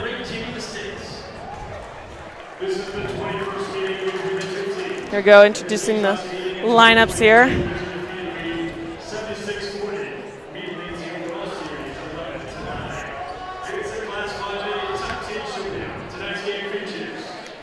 A big matchup today to watch is going to be Dominic McLawrence, number 12 for Mead, and Johnny Reed today. They went at it both games last year. Johnny Reed did a better job than most everyone else in the state did against locking him down. We'll see if he can continue that this year. Yeah, really step up to the challenge and just play their game, not think so much about what they're doing as an individual, but hopefully thinking about how they can help the team and help the team move forward and just gain momentum. Momentum in games like these are so important, don't you think? Oh yeah, most definitely. And today, Mead is without one of their better guards, Donovan McWeese, I believe his name is. He is out with some sort of injury. Don't know for sure what's going on with him, but that's going to be rough for the Mavericks to battle through. Hopefully Windsor can take advantage of the guard play and beat them that way. Yeah, that's a big loss. Someone who's part of the heart of your team and is a leader, I'm sure. So it's probably a really hard adjustment for them right now, so we'll see how they adjust to it tonight. Most definitely, most definitely. Another big thing is Dominic has been behind. He's been playing varsity for, I think, 3 years. Been behind some really great, number one guys, you could say. A couple good players last year. Played Division I basketball. Before that, 7-foot kid on the team. Point guard, went to play Division I basketball, and he's been winning for his time. And, Wizards know that, and they're ready to hopefully shut him down tonight. Yeah, for sure. Definitely something to prove tonight. I think they're ready, though. They've been preparing. They seem ready. All the competition they've had up to this point has been really good, and I think that they'll be ready to step up to the challenge. Definitely, definitely.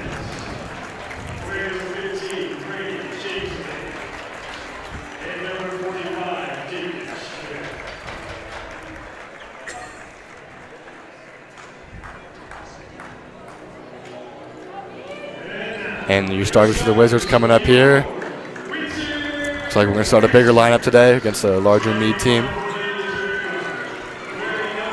Yeah, definitely need a little more height. Definitely some speed. We got some fast guys out here just to start us off. Hopefully, get up and down the floor pretty quickly.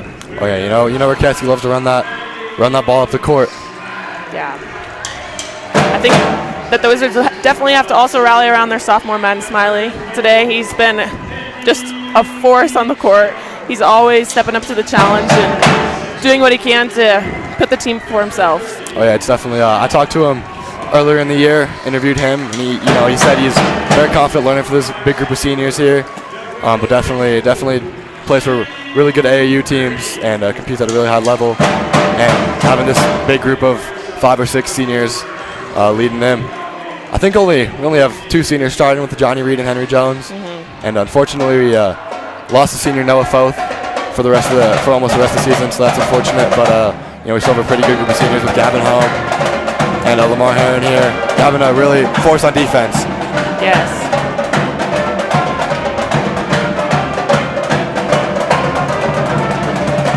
Yeah, I guess we'll see what the lineups are like here as we get ready for tip-off. Should be a really good start of the game, especially especially because I think both teams are going to come out swinging really quickly, throwing some shots out there. Both teams are going to come out firing to see who can come back better. You know, it's a game of runs. Got to be able to hold their own here. Yes. Windsor loses the tip. On defense here. Shoots up the 3. Wizards barely missed the rebound. Hard on defense here. Another shot. Madden Smiley with the rebound. Driving down the floor. Kicks it out to Johnny. Back to Madden. Good shot attempt, but not quite.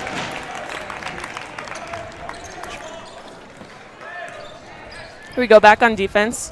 So you get a little more momentum here. Here's that matchup we've been looking forward to. Shot by McLawrence, no good. Rebounded by Smiley. Tedeschi bringing it down the floor. Kicks it out to John Backhouse, our three-point shooter. Let's move it around the key a little bit here.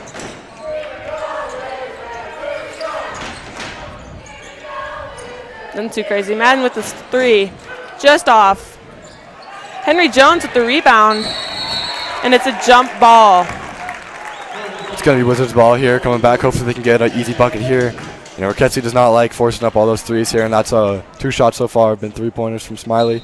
Hopefully find something a little closer to the rim. Yeah. A little more high percentage shot. Inbounded at Madden Smiley. Ooh, John Backhouse there. Oh!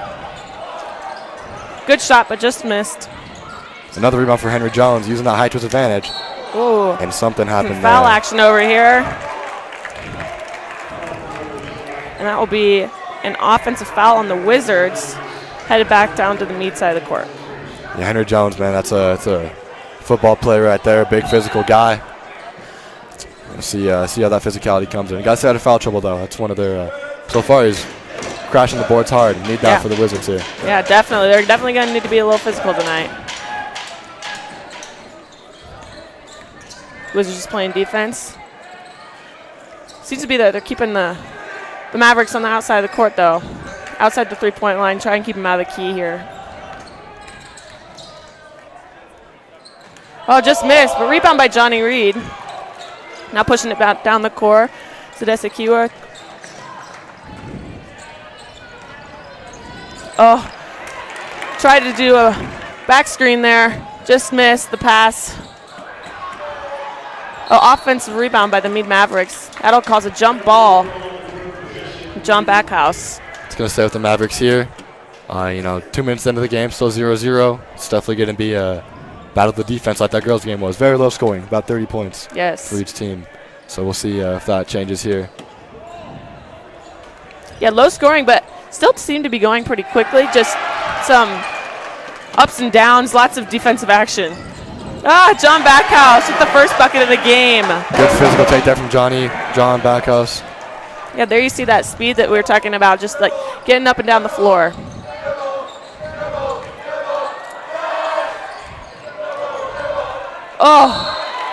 And that will be an offensive foul. That is a big energy giver for the Wizards. John Backhouse so far, 2.5 minutes of the game, impacting the game. Not in his normal three-point shooting ways, but, good hard takes at the basket, taking charges. Yeah, doing what he needs to do. Coach has got to be happy about that one. Oh, Johnny Reed thought about shooting the 3, but drives in instead. But gets fouled, so he'll be going to the free throw line. And that's that matchup we've been talking about, McLawrence versus Reed here.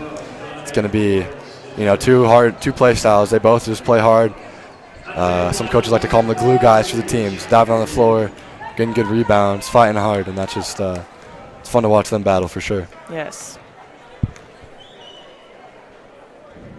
Sweet. Johnny Reed puts the first one in. We'll see what happens here on the second one.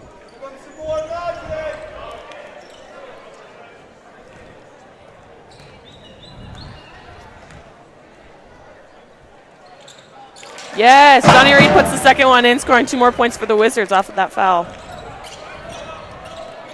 Now Mead's come down the court. Need to play solid defense here to keep him from scoring. 3-point shot here. But a defensive rebound from Henry Jones. Henry's just been dominating these boards so far. Well, this will be an interesting call here. Who gets this one? Yes. Stays with the Wizards here. Give them another chance to get a more high percentage shot. Yeah, they're pressing the ball down the floor, which I think is in their favor here. Oh, yeah, most definitely. Inbounded to Madden Smiley. A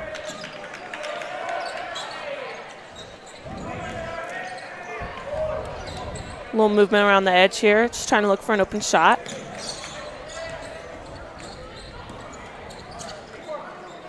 We'll see, pretty fluid here. Tedeschi Keyworth driving.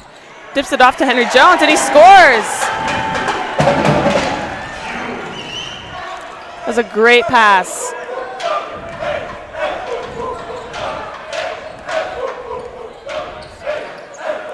Wizards playing great defense here. Still holding the Mavericks to 0.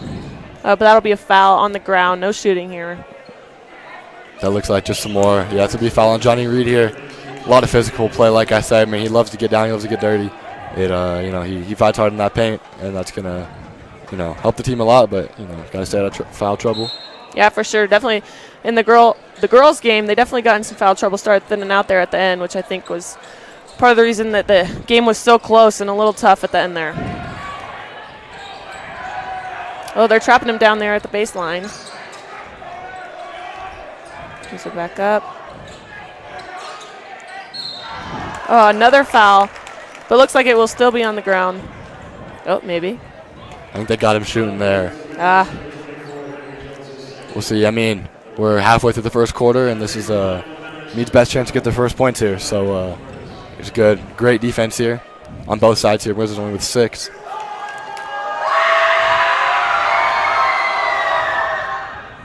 Puts that first one in. That'll be Mead's first points. See if you can put the second one in as well.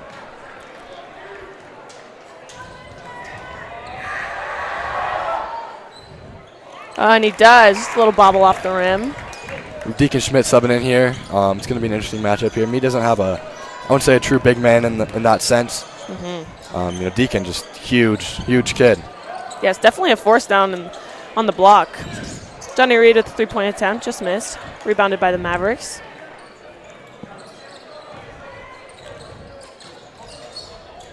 Moving around, shot attempt, and he scores. Tough shot from the Mavericks. That'll be number 1, Tiku. And I'll see what the Wizards can produce here on this end. A lot of back cuts for the Wizards here. Yes, but that one dip really worked well, so they're probably going to keep trying to do that, I'm going to guess. This Wizards offense is very versatile. It's a lot of different cuts and ball screens and off screens and all that good stuff. Yes. Oh, and Mead drives on a fast breakdown. Number 22 scores for the Mavericks. That was Bacum. And that'll be a carry by Madden Smiley, so the ball will be going back to the Mavericks side. It's one of those uncharacteristic things you don't see from Madden very much here. Check for the game is Brady Kingsley here. Another young kid getting his first varsity action this year. He's proved himself pretty well here. Great three-point shooter. Hopefully get some momentum for the Wizards. It's all tied up here. 3 minutes left in the first quarter.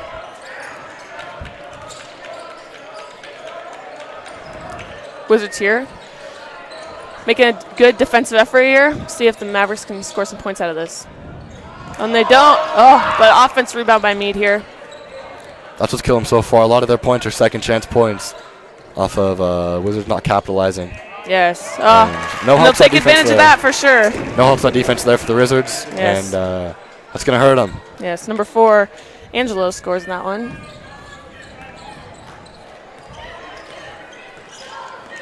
See what they can produce down here. Madden Smiley with the ball now. Dips it off to Johnny Reed. Into their big man, Deacon Schmidt. See what we have here. Lots of movement, lots of shot fakes. That pass is deflected here. Madden Smiley on the wing. John Barkas, they seem to be moving, just taking their time, letting the play develop a little bit. I think that's been one of their things the Wizards have been struggling with. They do like to push that pace, but once they get into the half-court set, they usually don't. They usually rush shots sometimes. That tends to hurt them. But, when they get into their offense, they really start running it. Yeah, patience is key for sure. Definitely. But just a little too patient maybe. Number 22, that'll be Backham again. Scores on the fast break there. Oh, and it's stolen by the Mavericks.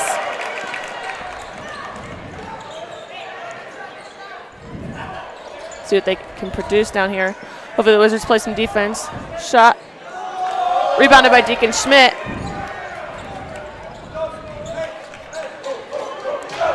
Down to Brady Kingsley in the corner. Three-pointer, but just off. Oh, that'll be a three-pointer.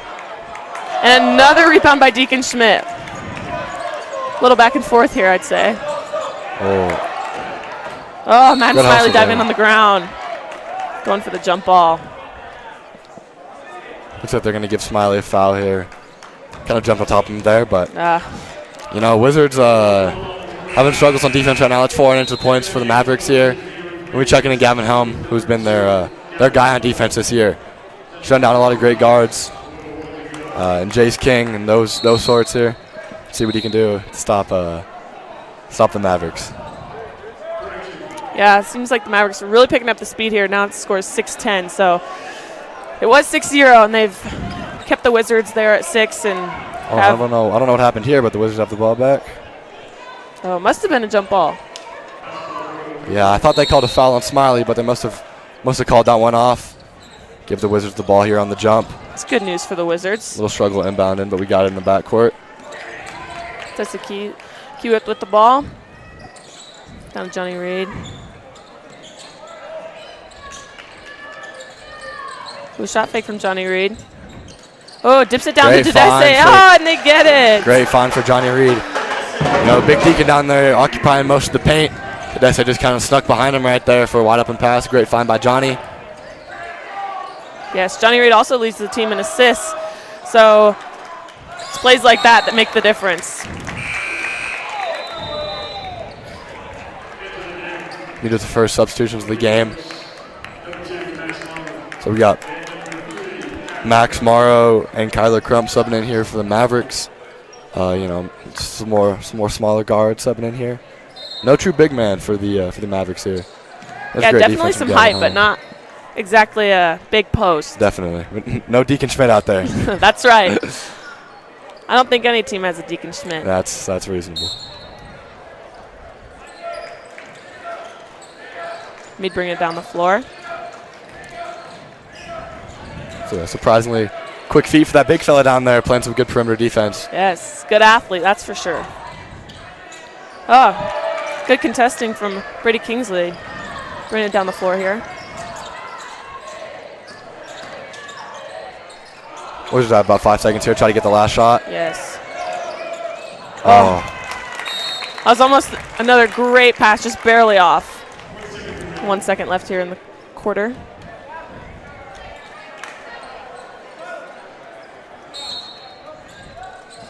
See if the Mavericks can get a shot up here before the quarter ends.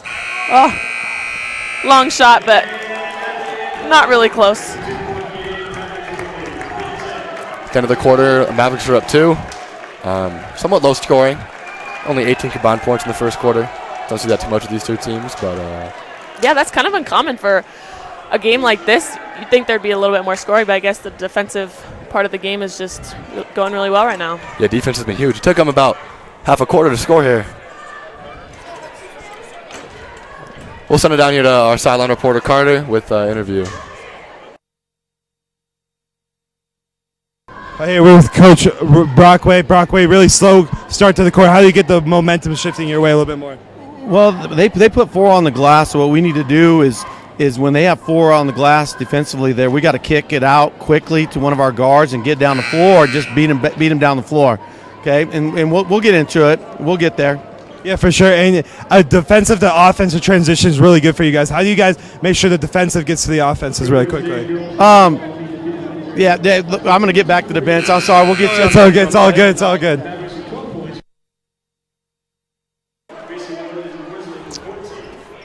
Back up in here to try the second quarter. Like Coach said, just got to really focus on moving that ball. You know, like you said, Mavericks are crashing 4. And, you know, it's good for offensive rebounds we've seen so far. Mavericks, I think, probably leading the offensive board battle here. But the Wizards can definitely take advantage of that, get a rebound, and send that ball up the court. Yeah, the rebound game is going to be super important in this game, I think, because getting those recycled plays is so helpful and it can just give your team so much momentum. Let's see what we have here. Mavericks moving the ball pretty well offensively. A lot of motion. Keeping the ball down pretty low. Three-point shot here. Just missed. Rebounded by Gavin Helm. And he is fouled. So that'll still go down to the Wizards side.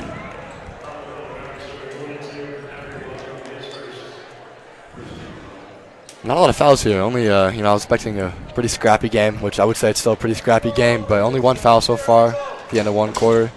So that's good for the two not very deep teams. Wizards only like to really rotate 8 players. Yes. I wouldn't be surprised if the game gets a little more physical as the time moves on. Oh, most definitely. Wizards just moving around offensively here. Just waiting for an opening. Kind of just moving it around on the outside three-point line. Looks like the Wizards substituted a more small lineup in here at the quarter. Here's John Backhouse with a floater. Can't get it to go with the offensive rebound. Just bobbled right on that rim. Ooh, Madden Smiley tripped up just a little bit. So you keep moving around the court. Have that patience that we were talking about. Hopefully get a... Right through the hands of Smiley there. That's unfortunate. Like I was saying, the Wizards went to a lot smaller lineup. Don't have Jones, Schmidt, or Reed in the game here. Trying to match the speed of this Mead offense here. And Mead are just subbing in and out 2 fellas here, keeping a not too big of a rotation. See how that affects them down the stretch. Yes, not a lot of mismatches here. Everyone seems pretty equally matched with height and speed here. Mavericks trying to get something going offensively.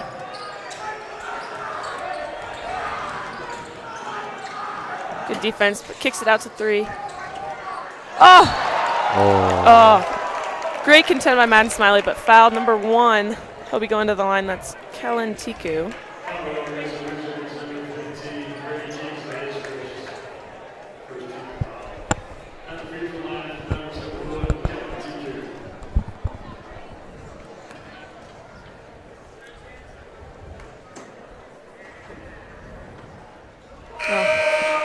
First shot missed, so not as much harm done in that foul.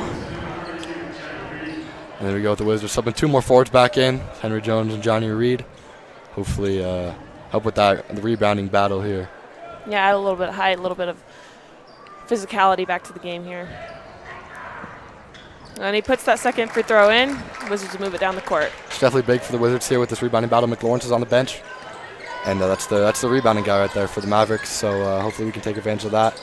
Get some quick buckets in transition here. Mavericks moving it down the court here. Wizards really need to keep him on the outside. 3-point shot up. Oh, but it's an air ball. Madden Smiley with the rebound. Ooh, right from the student section too. You know they're going to eat that up.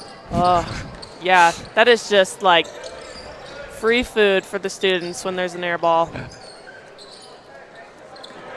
Oh, but a steal by the Mavericks.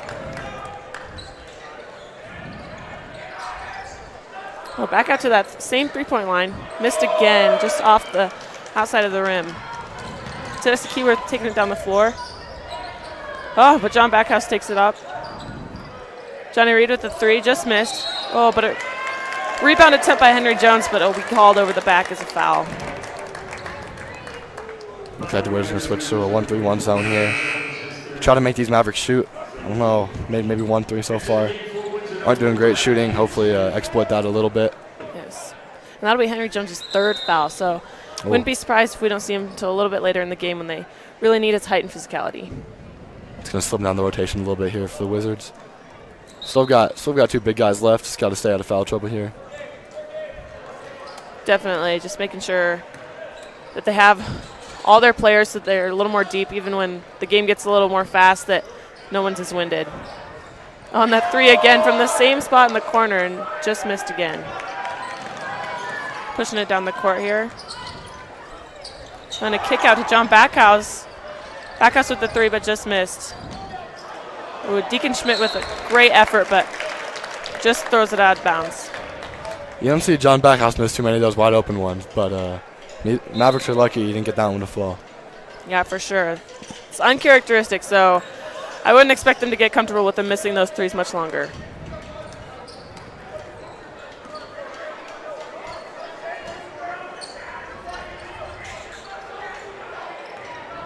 Was just playing outside defense here. Mavericks take a three from that same spot again and missed it.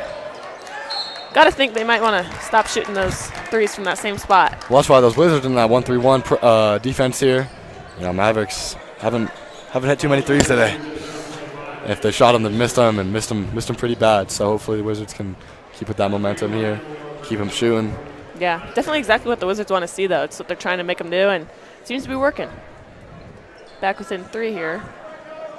Got number 4, Matthew Angelo at the line here. In this game, considering how close the score is right now, it's going to come down to free throws, and Mavericks aren't shooting them well right now.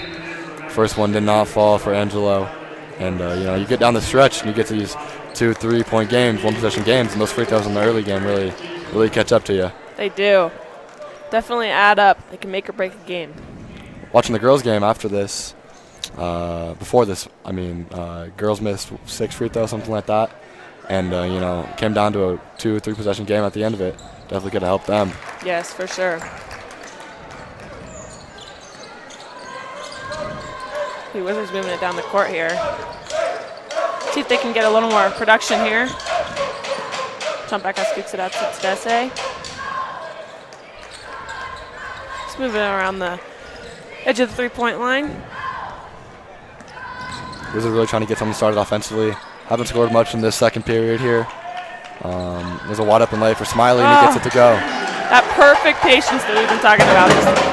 There we go. That's all they need to do. Just simple plays. Makes a long pass there. Oh, and the steal by Madden Smiley drives it down the court. We'll see if he takes it all the way. And he does! And he's fouled. So that'll be 2 shots for Madden Smiley. See if he can put him in here. And the Mavericks are not happy with that call here. It's a good, strong take from Smiley. And it's 2 fouls right now for McLawrence, and it's going to be big. Get him in foul trouble. Really help the Wizards down the stretch. Smiley's got 2 shots here. Hopefully they can tie this game up.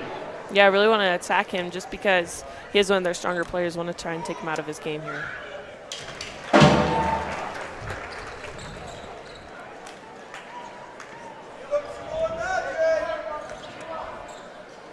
See if Madden Smiley put this one in. Tie the Wizards and Mavericks. Oh, just bobbles out. It's getting a little scrappy down there. Yeah. Oh, bodies flying. Yeah, here's the physicality that we were talking about. Getting there now. It's getting a little more competitive, a little more personal, I would say. Subbing in is Gavin Helm for Brady Kingsley here. Yeah, that was Kingsley's second foul, so just going to take him out, make sure they can save him for the crucial moments that they need him. It's going to be 2 Wizards in outside foul trouble. It was a attempted layup, missed it, but Mavericks put it back in the hoop.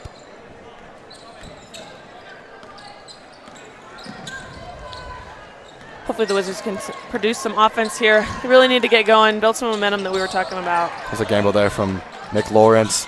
Comes back. Might have got a hand on that one. Yeah, John Backhouse with the floater, but just missed and rebounded by the Mavericks. Get the Wizards are out of their zone here.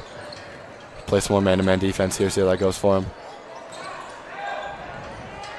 Oh, rebounded by Johnny. Ooh. Good rebound by Johnny Reed. Way to keep his stuff together. It was a close one. Could have easily gone out of bounds. Tedesse with the 3. Oh, and he makes it. That would be the first 3 of the night, and hopefully that'll get the Wizards, fired up a little bit. It's a tie game here. It's still a very low-scoring game, almost to halftime here, 14-14. And it's not very characteristic for these 2 teams, such a low-scoring game. Yeah, really strange, especially for competition like this. I think there'd be a little bit more offensive going. Another 3 from that side, but rebounded by John Backhouse. There's just more bodies flying around the floor here for both teams. Oh, he sends the long pass to Johnny Reed under the hoop here. If he can get it up. Yes, and he does. It's 2 more points for the Wizards. Wizards first did not after going up 6-0 at the beginning. Mavericks kind of kept them contained for a while, but might be starting to break out of that here. Yeah, I think that three-pointer gave them a little bit of momentum, and now they're just building off of it. Oh, yeah. Oh, hook pass out back to the three-point line. Oh, I missed again. Rebounded by John Backhouse again also. Oh, and that is a flop from number 12 here, but they're going to give him the foul. Yeah, that was a little interesting. There's lots of physicality, so I'm surprised that they called that offensive foul on Johnny Reed. Here's another young bull coming in. Kylie Urich, first year of varsity experience. See how he plays in one of these close games. Timeout for the Wizards here. Try to settle these boys down. Yeah, just gather themselves a little bit, calm down, get back to what they've been doing. They were down here, but now they're back up, so it'll be great. They just need to really, I think, stay on top before halftime. Yeah, it's going to be important here, having that lead going to the break. Hopefully, up 2 right now. Hopefully get a quick bucket. Just to get a stop on defense first, and get a quick bucket. Having the lead after halftime gives you so much more calmness and just confidence moving into the second half. So hoping the Wizards can. Yeah, just that comfort of being in the locker room, knowing, we just got to keep our lead and build off of it, and not try to do too much and overcome the deficit. But definitely, just doing the simple things. You got 1:45 left here in the half. Wizards up 2. Foul count sweats pretty hard for the Mavericks here. Wizards up 5. Mavericks only have 2. Yeah, you got to be careful before this half not to get. Ooh, Kevin Helm tips that one away, playing great defense, but he'll still go back to the Mead Mavericks. Some frustration over there for the Mavericks on that one.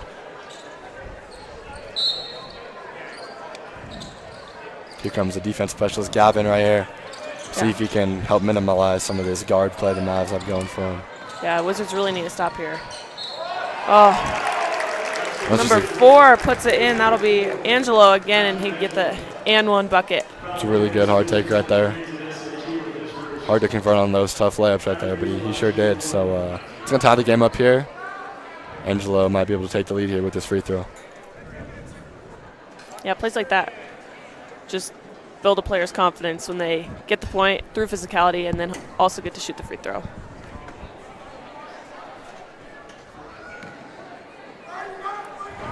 And another interesting thing is the Mavericks played no underclassmen so far. And the Wizards have played 3 sophomores so far in this game. So that's another thing to look out for. It's an old, experienced Mavericks team.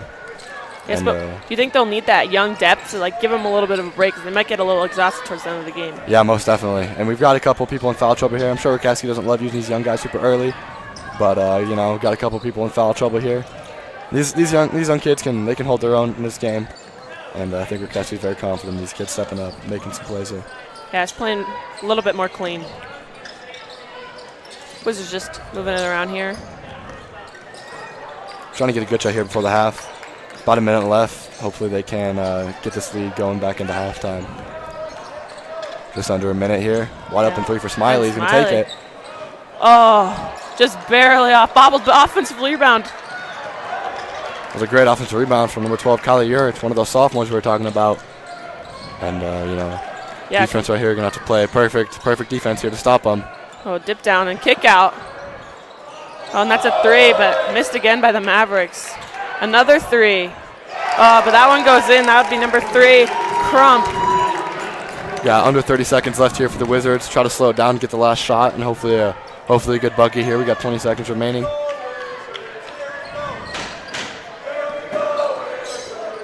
See if the Wizards can get a shot off here.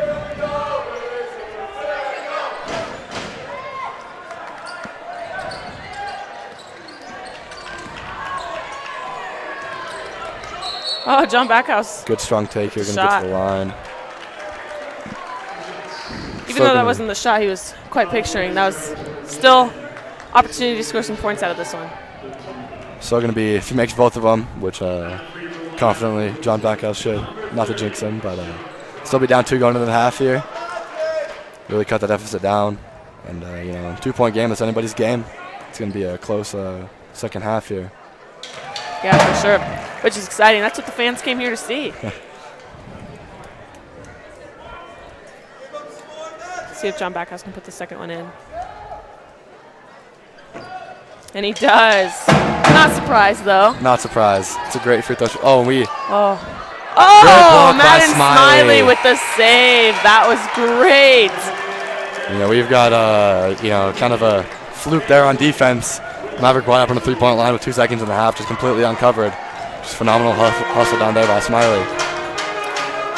Yeah, that could have been another 3 points possibly for the Mavericks. So Madden Smiley coming in clutch with that save. We're going to send it down here to the sideline reporter, Carter Priest, with Coach Rikeski. Coach Rikeski, slower start to this first quarter. How do you guys bounce back in the second quarter, only down 2? We got to show up and play. I mean, it's like we're playing slow, not playing with a lot of energy, kind of just lackadaisical. That's really frustrating in this type of game. Killing us on the glass, beating us in transition. We're playing slow-mo. If we're going to win this game, we gotta play a lot faster and a lot harder than we were and a lot more physical in the second half. For sure, and there's been a lot of open shots from Mead. How do you stop this open shot? Well, you got to guard the ball first so we don't have to help, right? So we're having to help, and then they're able to draw and kick. So that's the root of the problem is we're not guarding the ball very well. Okay, thank you so much, because good luck in the second half. Guys, back up the desk. Mavericks up 2 by accident, my bad. Windsor gets the ball.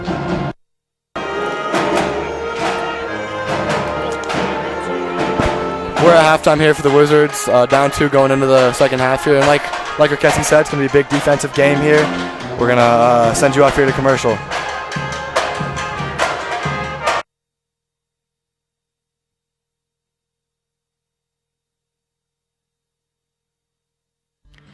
At Windsor State Bank, community banking is who we are. We value ongoing relationships, not just one-time transactions. Whether it's personal or business banking, our customers and their needs come first.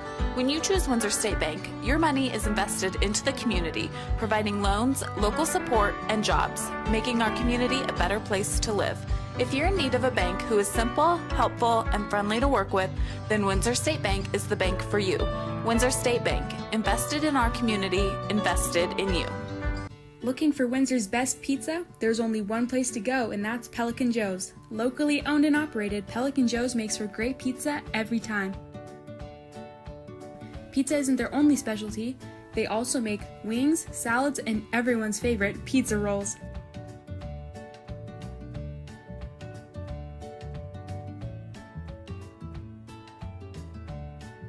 Call Pelican Joe's now.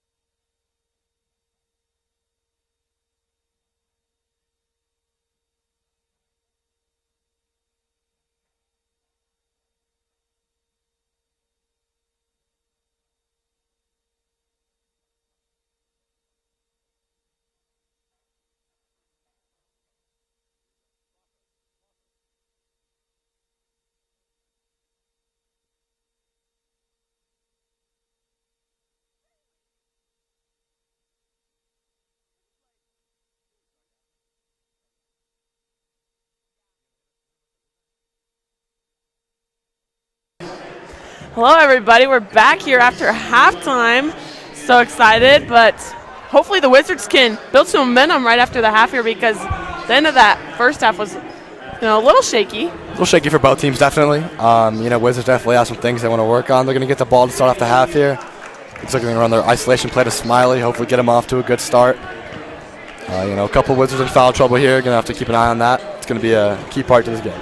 Yeah, they definitely got to get Smiley going. The team runs a lot of offense through him, so just got to make sure that they're continually using him as a weapon. He's one of those kids, man, you get him going, you'll score in bunches, put up 15 points before you even know what happened. So hopefully get that three going. Down in the corner.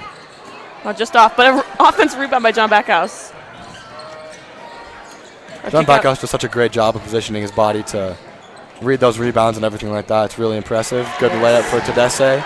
Yes, Backhouse I feel like we've been calling his name a lot for offensive rebounds tonight. He's not the tallest guy, can't jump the highest, but man, he really finds a way to get those rebounds, and it's awesome to watch. Yeah. Big part of this Wizards. Yeah, I agree. Oh, Reed down there. That's a great matchup down there. Good defensive stop by Jonathan Reed. Good defense by Henry Jones. Rebound by Johnny Reed. It's gonna be crucial getting those rebounds later in the game. Yeah, just minimalizing the Mead offense, just taking them out of their game, getting the rebounds, and just hopefully maximizing the Wizards offense. Yeah, keep the Mavericks off the offensive glass, minimize those second chance points. This Mead team's high flying. They like to play at the rim, do a really good job. You saw it earlier. Nice tip in basket there. Bring her out. I think they wanted John Backhouse to shoot that three, but the play just broke out a little bit. Oh, but he shoots it again. Just missed off the rim. Oh, but he gets the offensive rebound again. Oh, Johnny was wide open, so he passes it up. Finds Tedeschi in the corner. Pull-up jumper from Keyworth, no good. Looks good from this angle, but just a little bit over. A little too much power on that one. Madden Smiley attempts to take a charge, but we get the defensive stop there. Unfortunately, can't convert on that. McLaurin was down. We had a nice 5-on-4 opportunity. Mavericks going to turn the ball over right at the Wizards bench. And going to get a good opportunity here. Yeah, just a little miscommunication from the Mavericks there. Just passing it in the wrong direction.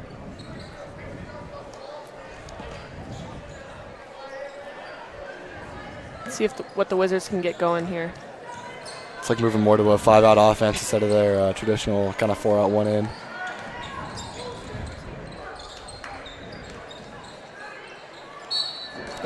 Reed draws the foul. It's going to be 3 on McLaurin. It's pretty big for the Wizards here. McLaurin doesn't quite like that call, but, refs called it, so it is what it is. Yeah, the matchup between them has been really good, very physical. We'll see if he gets subbed out here so they can save him for later in the game. He's going to have to, because you get him in that third foul this early.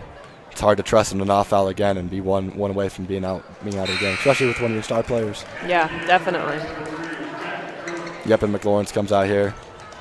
So it's going to be definitely lost their height in the rebounding here. McLaurin is not happy, but the Wizards definitely can exploit that, losing their Mavericks rebounding and all that. Yeah, it kind of takes the Mavericks out of their game just a little bit to not have him in there, just because he's that big body that can be physical and push the Wizards around a little bit, but that'll be I think he'll be kicking himself later for that. Johnny makes that second free throw, give the Wizards a 1-point lead. About 2 minutes here into the third quarter. Number 3 drives just off the rim. Madden Smiley gets the defensive rebound. Driving up the court, see if they'll press it in. And you can tell the Mavericks' plan here is to run Backhouse off the line. Whenever he's open in that three-point line, they just want to run him off. But did a good job, had a good floater there. Yeah, foul on the ground here. We saw John Backhouse get hot last year against Greeley Central, tie the school record with 9 threes in the game. So yeah, that was incredible. Definitely can't let him get hot. Looks like Tedeschi's limping off the court a little bit here when Helm subs in. Yeah, that one looks like it hurt a little bit. They definitely need him. Tedeschi has great speed and good shot, so they're going to need him later in the game, so just take him off, give him a little rest right now. No, kick out in the three-point line. Oh, block shot by Johnny Reed. Johnny Reed does a great job of just standing up tall, not jumping, just hand right on the ball. Yes. Great assist from Gavin Helm and a great throw up from Madden Smiley. Just Great chemistry between those two. 3-point for the Mavericks, no good. Great rebound by Jones here.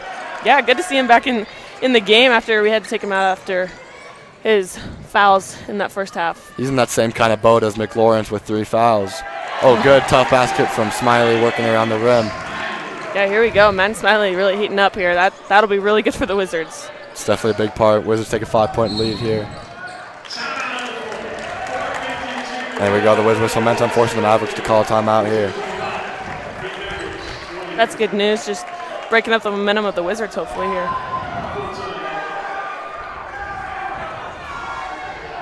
Student section's loving this 5-point lead here. A lot of energy over there. Yeah, I think as a player, it helps when the student section gets a little more lively. It gives you a little more energy. Oh yeah, basketball, a big game of energy here.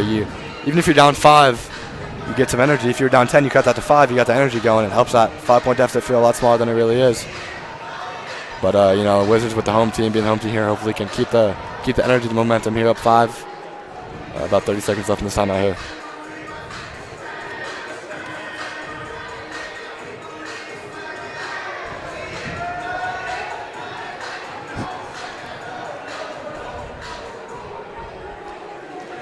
Yeah, we'll see how the Wizards take advantage of one of the Mavericks' best players being out right now, because I guess he'll be out for a little bit longer before they put him back in because they don't want him to get in more foul trouble. Yeah, most likely going to wait till the end of the third quarter here.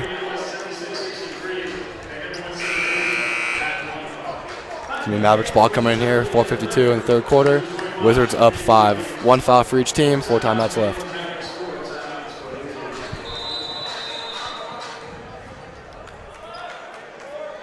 Mavericks have the ball coming out of that timeout. Just thought the Wizards might have switched back into their 1-3-1 zone here for a couple possessions. Yeah, get a little traps going. Trap here in the upper corner. Got a jump ball here. Great defense there for the Wizards. The main point of coming out in that 1-3-1 and a timeout is you really want to catch them off guard. Because, when they get that timeout on their side, they're trying to drop a play, get a bucket, switch momentum, and then you come out in that 1-3-1 defense, and it's not what they're expecting. Yeah, just a little bit frazzled. The Wizards forcing these long cross-court passes here. Hopefully can capitalize on one of those. Good play from the corner. Wow. That's the first one I think they've got in tonight from that corner shot. They've attempted it multiple times, but haven't quite. Yeah, have not been shooting well from the corner for the Mavericks here. And Smiley gets fouled. Who'll be shooting 2 here? Like we said, man, Smiley is one of those guys who can, put up 12 on you really quick and you won't realize it. And he's definitely started to pick it up a little bit here.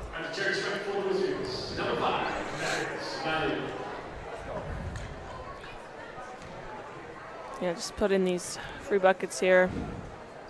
Like we said, this is going to be most likely a close game down the stretch, and these free throws are going to be important. The Wizards have done a pretty good job shooting a lot higher percentage from the free throw line than the Mavericks have.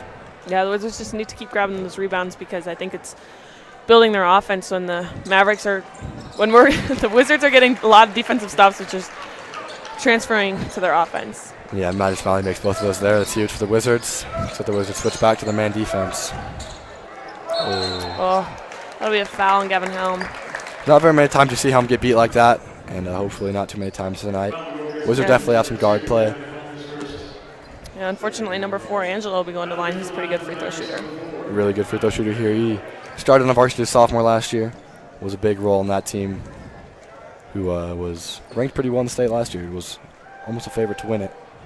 But I think we were co-conference champions with them last year. That was a big win for the Wizards. Yeah, I don't think either one of these teams wants to be co-champions again. I had to say. It's been many years of co-champions, or one of us winning, the other one winning. It's each team wants to win it bad. Usually we split the series 1-1 throughout the season, but hopefully this year's a little different. Last year we won both of them, but lost to Holy Family. They beat Holy Family twice, so that was unfortunate for us down the stretch. But yeah, I think only one team wants to be the true winner this year. Definitely. See what the Wizards can produce here.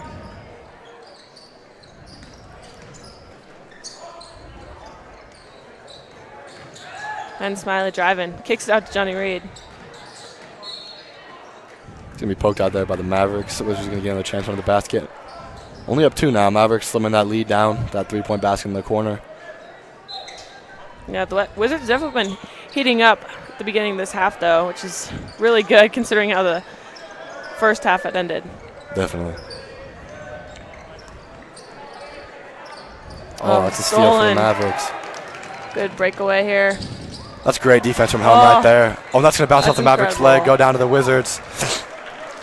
That worked out really well for the Wizards. That could have been an easy bucket there for the Mavericks, but great defense by Kevin Keski doesn't Helm. like that turnover there and is going to take Helm out. That it could have been a big momentum swing. Helm did a great job of getting back there, playing some good defense. And if you're the Mavericks, you really got to, any team with those live ball turnovers, you really got to capitalize on those. Yeah, definitely. Kingsley up with the floater, just missed. Rebounded by Johnny Reed. Puts it back up. Oh, offensive rebound by Tedesse. He gets fouled. Foul on Kyler Crump here. His second foul. You can see number 3, Tedesse, just in a little bit of pain. He went out with a little bit of pain after that foul and seems to be coming back in with a little bit of a limp maybe. He, in Summer League this year, fractured his ankle. A little stress fracture on his ankle. And just came back from that pretty well. Hopefully that's not bugging him tonight. Oh, three for beautiful Kingsley. Three-pointer. He's a great rhythm shooter. He found him wide open. He won't miss a lot of those ones right there. Oh, another three-pointer. That one is missed. Rebound by Johnny Reed. They're pushing it down the floor now. Layup by Madden Smiley. That was an easy 2 points for him. He made that look effortless. That was a great take by Smiley. The Mavericks didn't do a good job of stopping that ball. They had all the other guys covered, but nobody stopped the ball, and Smiley's too good of a player to let that happen. That's right. He'll take full advantage of that play. Oh, I thought there was going to be another 3 from the corner there. It's a great closeout there by Kingsley. Mavericks trying to move the ball around here. Oh, that might have been a travel there, but they didn't let that play. Oh, but Right off the head of pretty Jones badly. there. Oh. Bodies all over the floor. There's that physicality that we were talking about.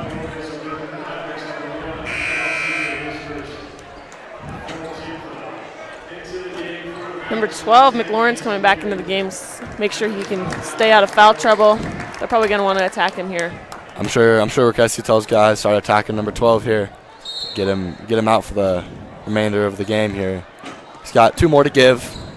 Hopefully get one of those here towards the end of the third quarter. Really put him in a not great situation. Yeah, force the Mavericks to take him out again, save him for more crucial moments of the game.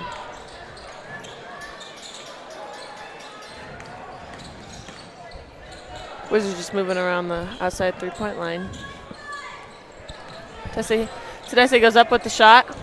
Oh, but the ball will stay on the Wizards' side.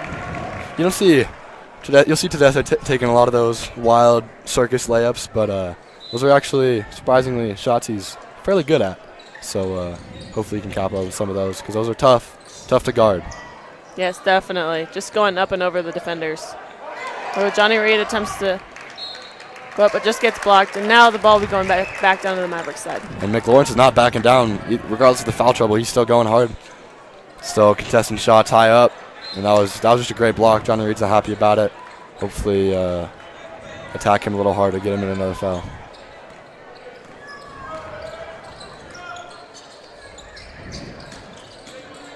Swing it back down.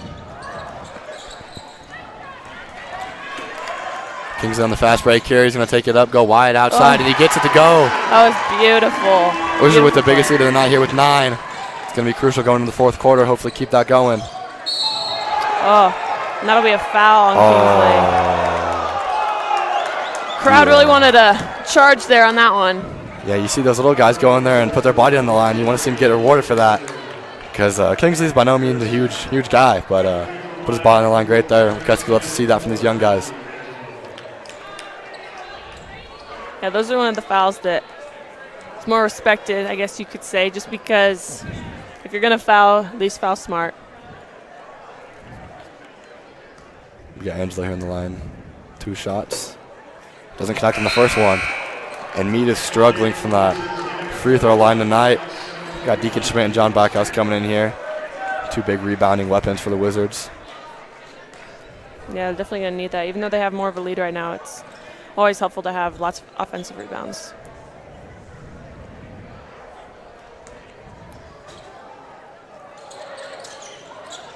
Angelo puts that one in.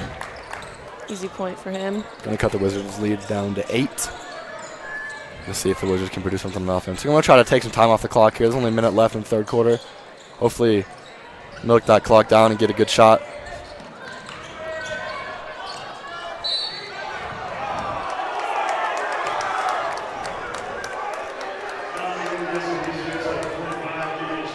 And there was a little tumble going down there. Looks like Wizards bench saying that McLaurin's kind of pulled Deacon down. Well, you know, it's a dangerous game for McLaurin to be playing, being physical like that, especially in the foul trouble he's in. But he's not backing down. So we'll see what that leads to. Yeah, that's for sure. Still playing with lots of physicality and confidence, which is not something you see when some people get in foul trouble. Well, there's another foul on Schmidt here. He struggled all year with getting in foul trouble here, and looks like he's going to get subbed out here for Reed. Just 3 on Schmidt. Still got a couple more to give here coming in the fourth quarter, but looks like they're gonna take him out here for Reed.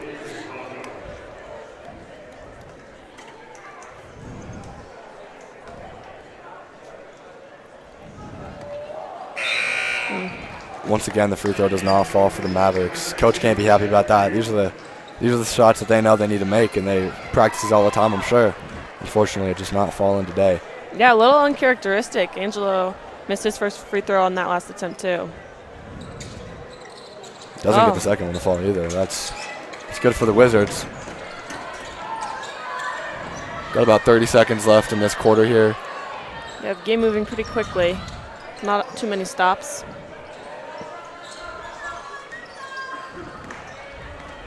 See if the Wizards can kind of go out with a bang here before the quarter ends. I'm gonna try to milk out this third quarter. Try to get one more shot. Not let the Mavericks get a chance to get a bucket on the other end. It's a good strong take from Smiley. Smiley perfectly lays it in. Mavericks gonna have to chuck one up here. Doesn't get it, rims out. Stop the rim. Wizards gonna go up 10 in the fourth quarter here. So this is the replay of. Great replay of Smiley with the nice layup down there. Today's a Keyworth with the 3 right here. That was a huge momentum shifter. Really got the Wizards going on this run they've been on. And you know, the biggest thing for the Wizards this quarter is going to be just keeping them out of rhythm. We're going to send it down to our sideline reporter Carter Priest.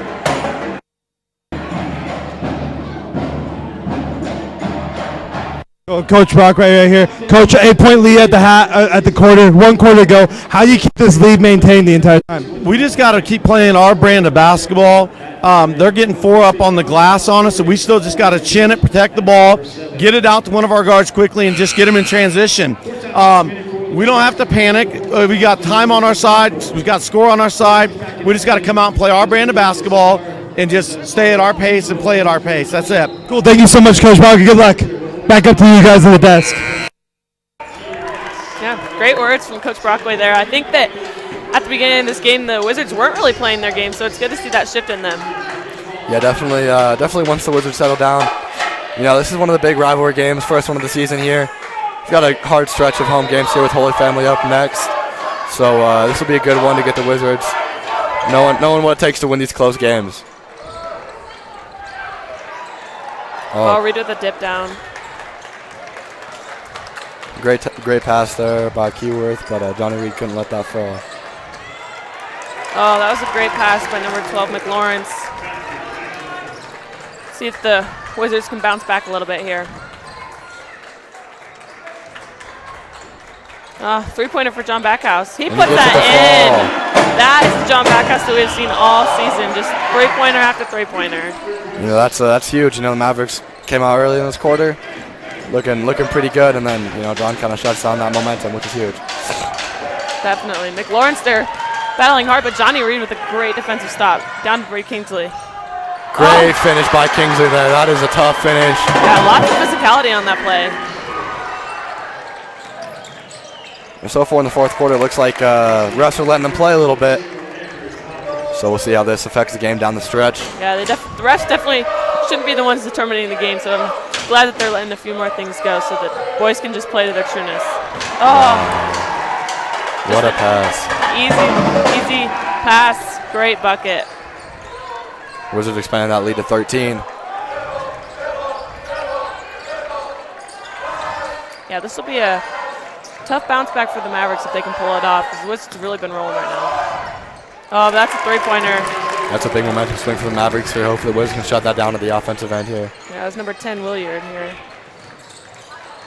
Smiley driving down, kicks it out to Backhouse. Three-point attempt, and it's in! Gets another one. Yes. That is a big energy builder. Backhouse looking over to the student section, hoping to get some energy from them. That really got them fired up. Got some replays here for you.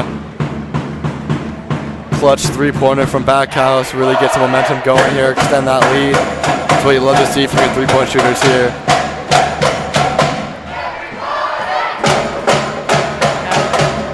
There's that second three-pointer that really got all the people on their feet. You can see the crowd really getting into it, cheering them on.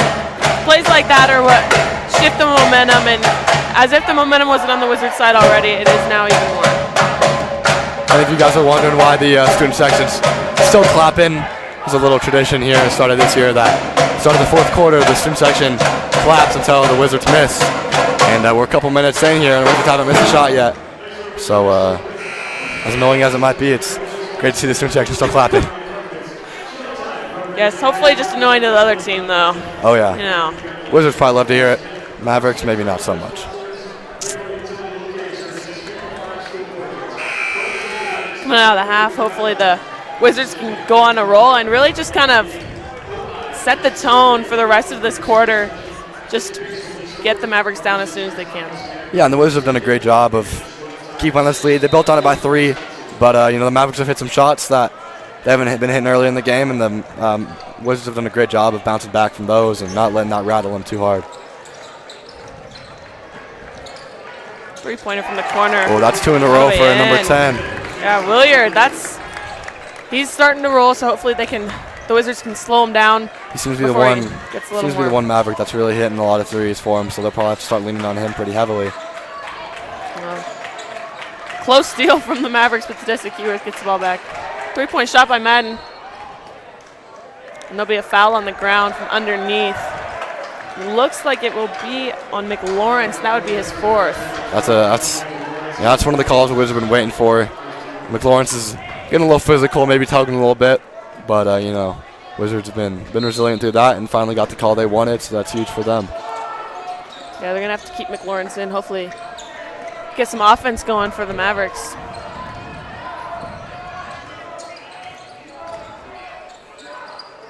From that out-of-bounds underplay, you saw the Wizards trying to get back out to another 3. Here's a 3 from Johnny Reed, though. He gets it to go, and he is fired up. Yes, that is what the Wizards have been doing. They've been patient, and they've been waiting for the plays, and the offense is just developing.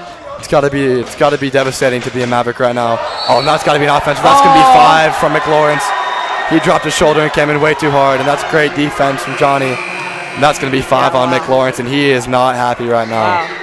Yeah, Johnny Reed just seemed to be waiting for it, knew he was going to be aggressive, and just took advantage of it. And that is huge for the Wizards. He is not happy. He's going straight to the locker room. He doesn't want to talk to his coaches, doesn't want to talk to his teammates, definitely doesn't want to talk to the refs here. He is devastated right now. Yeah, I just need to cool off a little bit. It's definitely frustrating coming out of games like that because these are the games that you wait the whole season to play for just because they're so competitive. Yeah, McLawrence is a kid who loves his atmosphere and loves playing these big games, and it's probably got to be tough for him sitting on the bench and watching his team play. Especially because he seems to be one of the main leaders for this team. And great rebound by Johnny Reed after the miss from Amazing offensive rebound, and a back up through some physicality. Johnny Reed is flexing.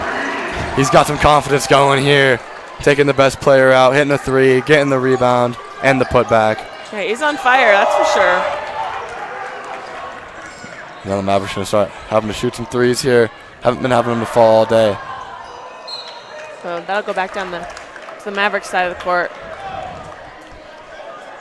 Just barely tips. We've got a nice replay here of Johnny Reed with that amazing rebound. One dribble, go back up. That's just tough. basketball right there. I'm sure his coaches over at Black Coast State love to see that. Johnny Reed going to take on the charge, and he gets it. Wow. Just so much momentum being built from Johnny Reed. The Wizards are just getting on his back and just rallying around him right now. He's really just lighting a fire. Definitely. He's definitely one of those guys that Coach Orkeski and the rest of this team leans on to do what he's doing right now, make big plays, make energetic plays, and unfortunately turn it over. Oh, it'll be an easy 2 points for the Mavericks. Still 4 minutes left in the game. The Wizards can't get too complacent with those kind of plays there. Definitely. It'd be easy to just kind of lay back and become a little more relaxed. Oh, Madden makes him stumble with a nice finish around the rim there. Oh, goodness. That was really good. You don't see a lot of sophomores making those kind of plays there, but Madden's one of those guys. He's got a couple Division II offers as just a sophomore and looking at a bright future ahead of him.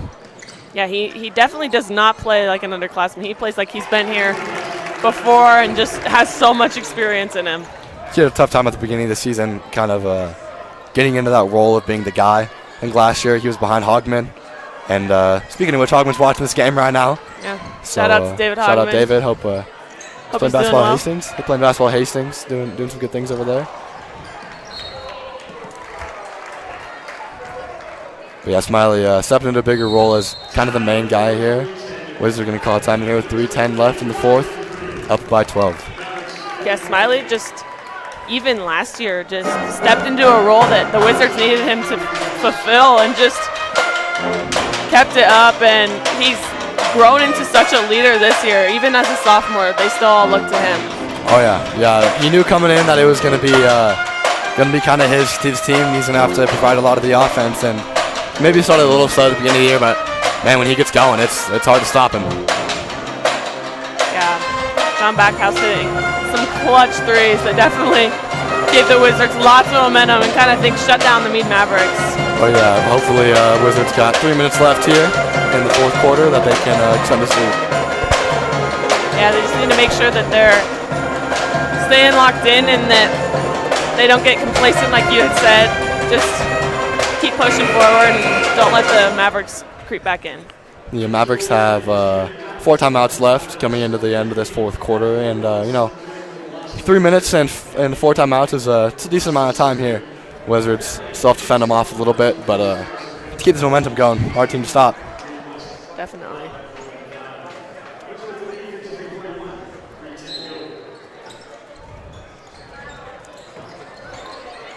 Oh, one of the Mavericks players down. Brady Kingsley has an open three, wide open, and puts it in. Man, you love to see these sophomores contributing like that. Big three right in front of the student section, get them fired up. Great defense there by Smiley.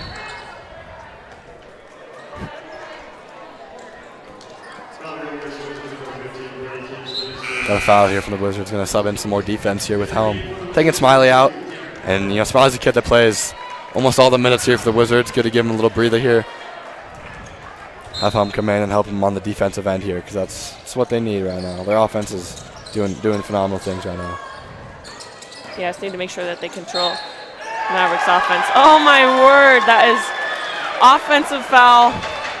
Charge number 3 for Johnny Reed. And Johnny Reed is putting his body on the line, flying in the air. Oh, here comes Smiley right back. Looks like they're going to do some offensive, defensive substitutions in here. Try to keep Smiley in for offense and Helm in for defense.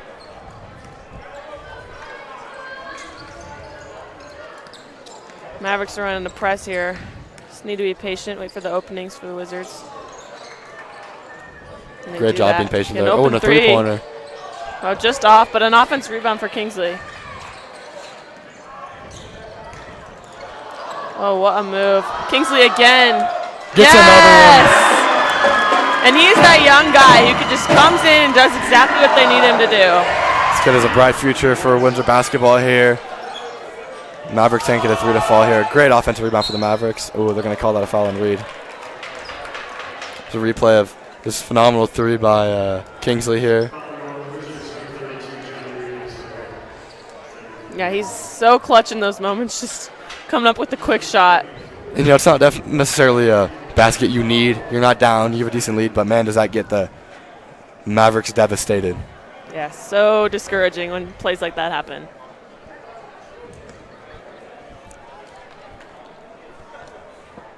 There's a free throw for the Mavericks. Haven't been hitting too many of those, but got one to fall there. Yeah, Angela's been at the free throw line quite a bit tonight.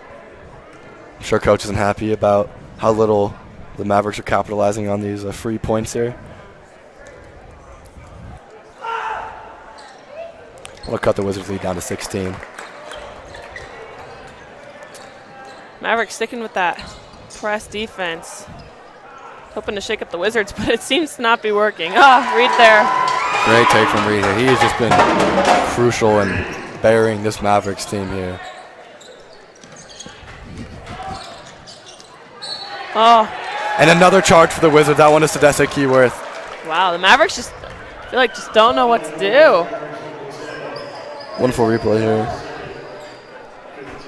Mavericks playing good defense, but just having just a few moments where it's just, I don't know, the Wizards are just out defending them. See Johnny Reed down there telling his teammates to be smart. You know, we can't have any dumb fouls here. Oh, what a pass by Backhouse here. Smiley doesn't miss a lot of those ones. Those are the easy ones Smiley usually gets. Yeah, definitely elevates on those plays, so very uncharacteristic. A little miscommunication from the Mavericks. That'll go back down to the Wizards side. Wizards are going to try to go to a 5-out offense here, spread them out. Hopefully milk a lot of this minute and 20 seconds off of the clock here. Yeah, the Wizards have really stretched this lead. Yeah, down going into halftime. We were wrong. We said that it was going to be a big swing for or a big importance for the Wizards to be up at halftime, but that didn't happen. And look where they're at now, playing some great basketball. And Smiley, King's there, my bad. Just such a good athlete. Angelo there, but seemed to be tipped off a little bit. Didn't get that one in. Good quick thinking there by Kingsley. Easy layup for Johnny Reed. Got about 30 seconds left here, and 3 for the Mavericks. Doesn't look like it's going to go. Nope. Oh, yeah, the Wizards have really kept the Mavericks down at the three-point line. Their shots just really aren't falling tonight. I think Mavericks. There's a replay of Kingsley's little floater there.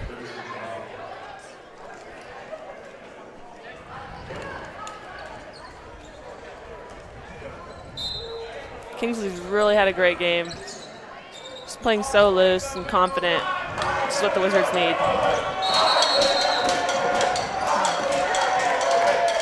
Oh, confrontation there. Jump ball. Some section waving na goodbye to the Mavericks here.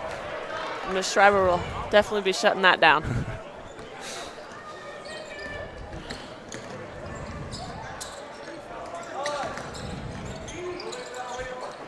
Dip down, but Mavericks just missing some of the easy shots here. You can tell Mavericks look a little defeated here. 5 seconds left for the Wizards. Going to just hold this ball out. What a win for the Wizards. And that is a statement for the Wizards here. 22-point win for the Wizards. Proving their stamp on this conference, letting everybody know who's at the top of the conference this year. Huge win. See what they can do on Thursday against Holy Family here at home. Make sure to tune in to our next broadcast. It's going to be a huge game, an important one for the Wizards for sure. Yes, big game. Another rivalry. Got some replays here for you. Smiley putting in some work over here on the Mavericks. Finding Kingsley. Just one of those threes from Kingsley. He was on fire. One of the many.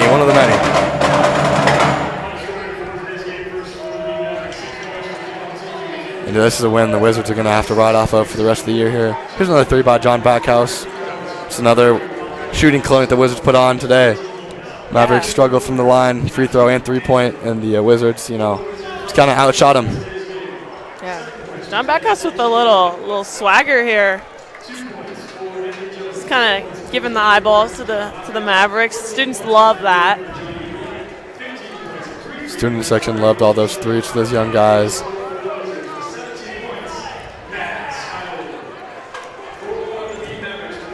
And you can just tell by the end of that game how happy the Wizards were with that one. You know, they a lot of speculation about how the Wizards were going to do this year, losing Hogman and losing a lot of those seniors who were responsible for a lot of scoring last year. So it's definitely a relief seeing these young guys step up and show them what they can do.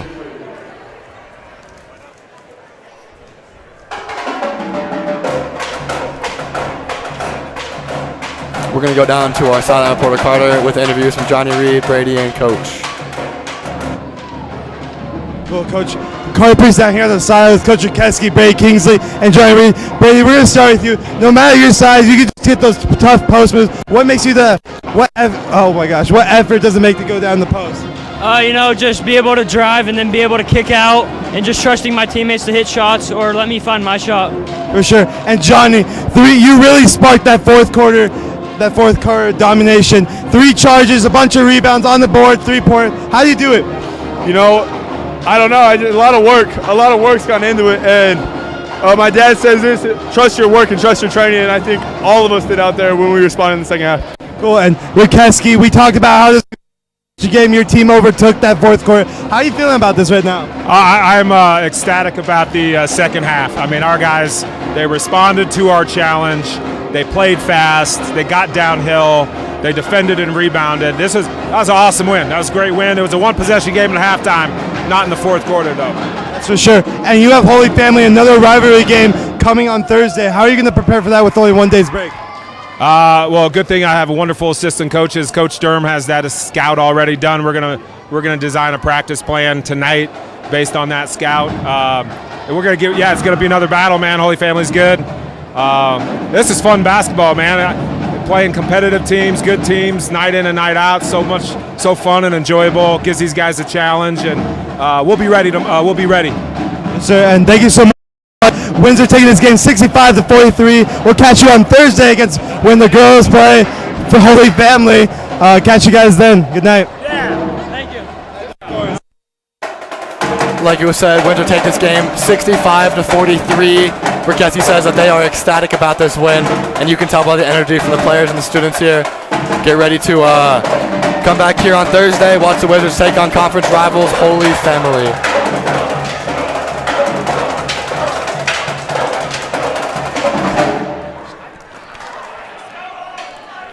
Yeah, thank you for all the listeners. Please join us on Thursday for the Holy Family game, and hope everybody has a great rest of the night.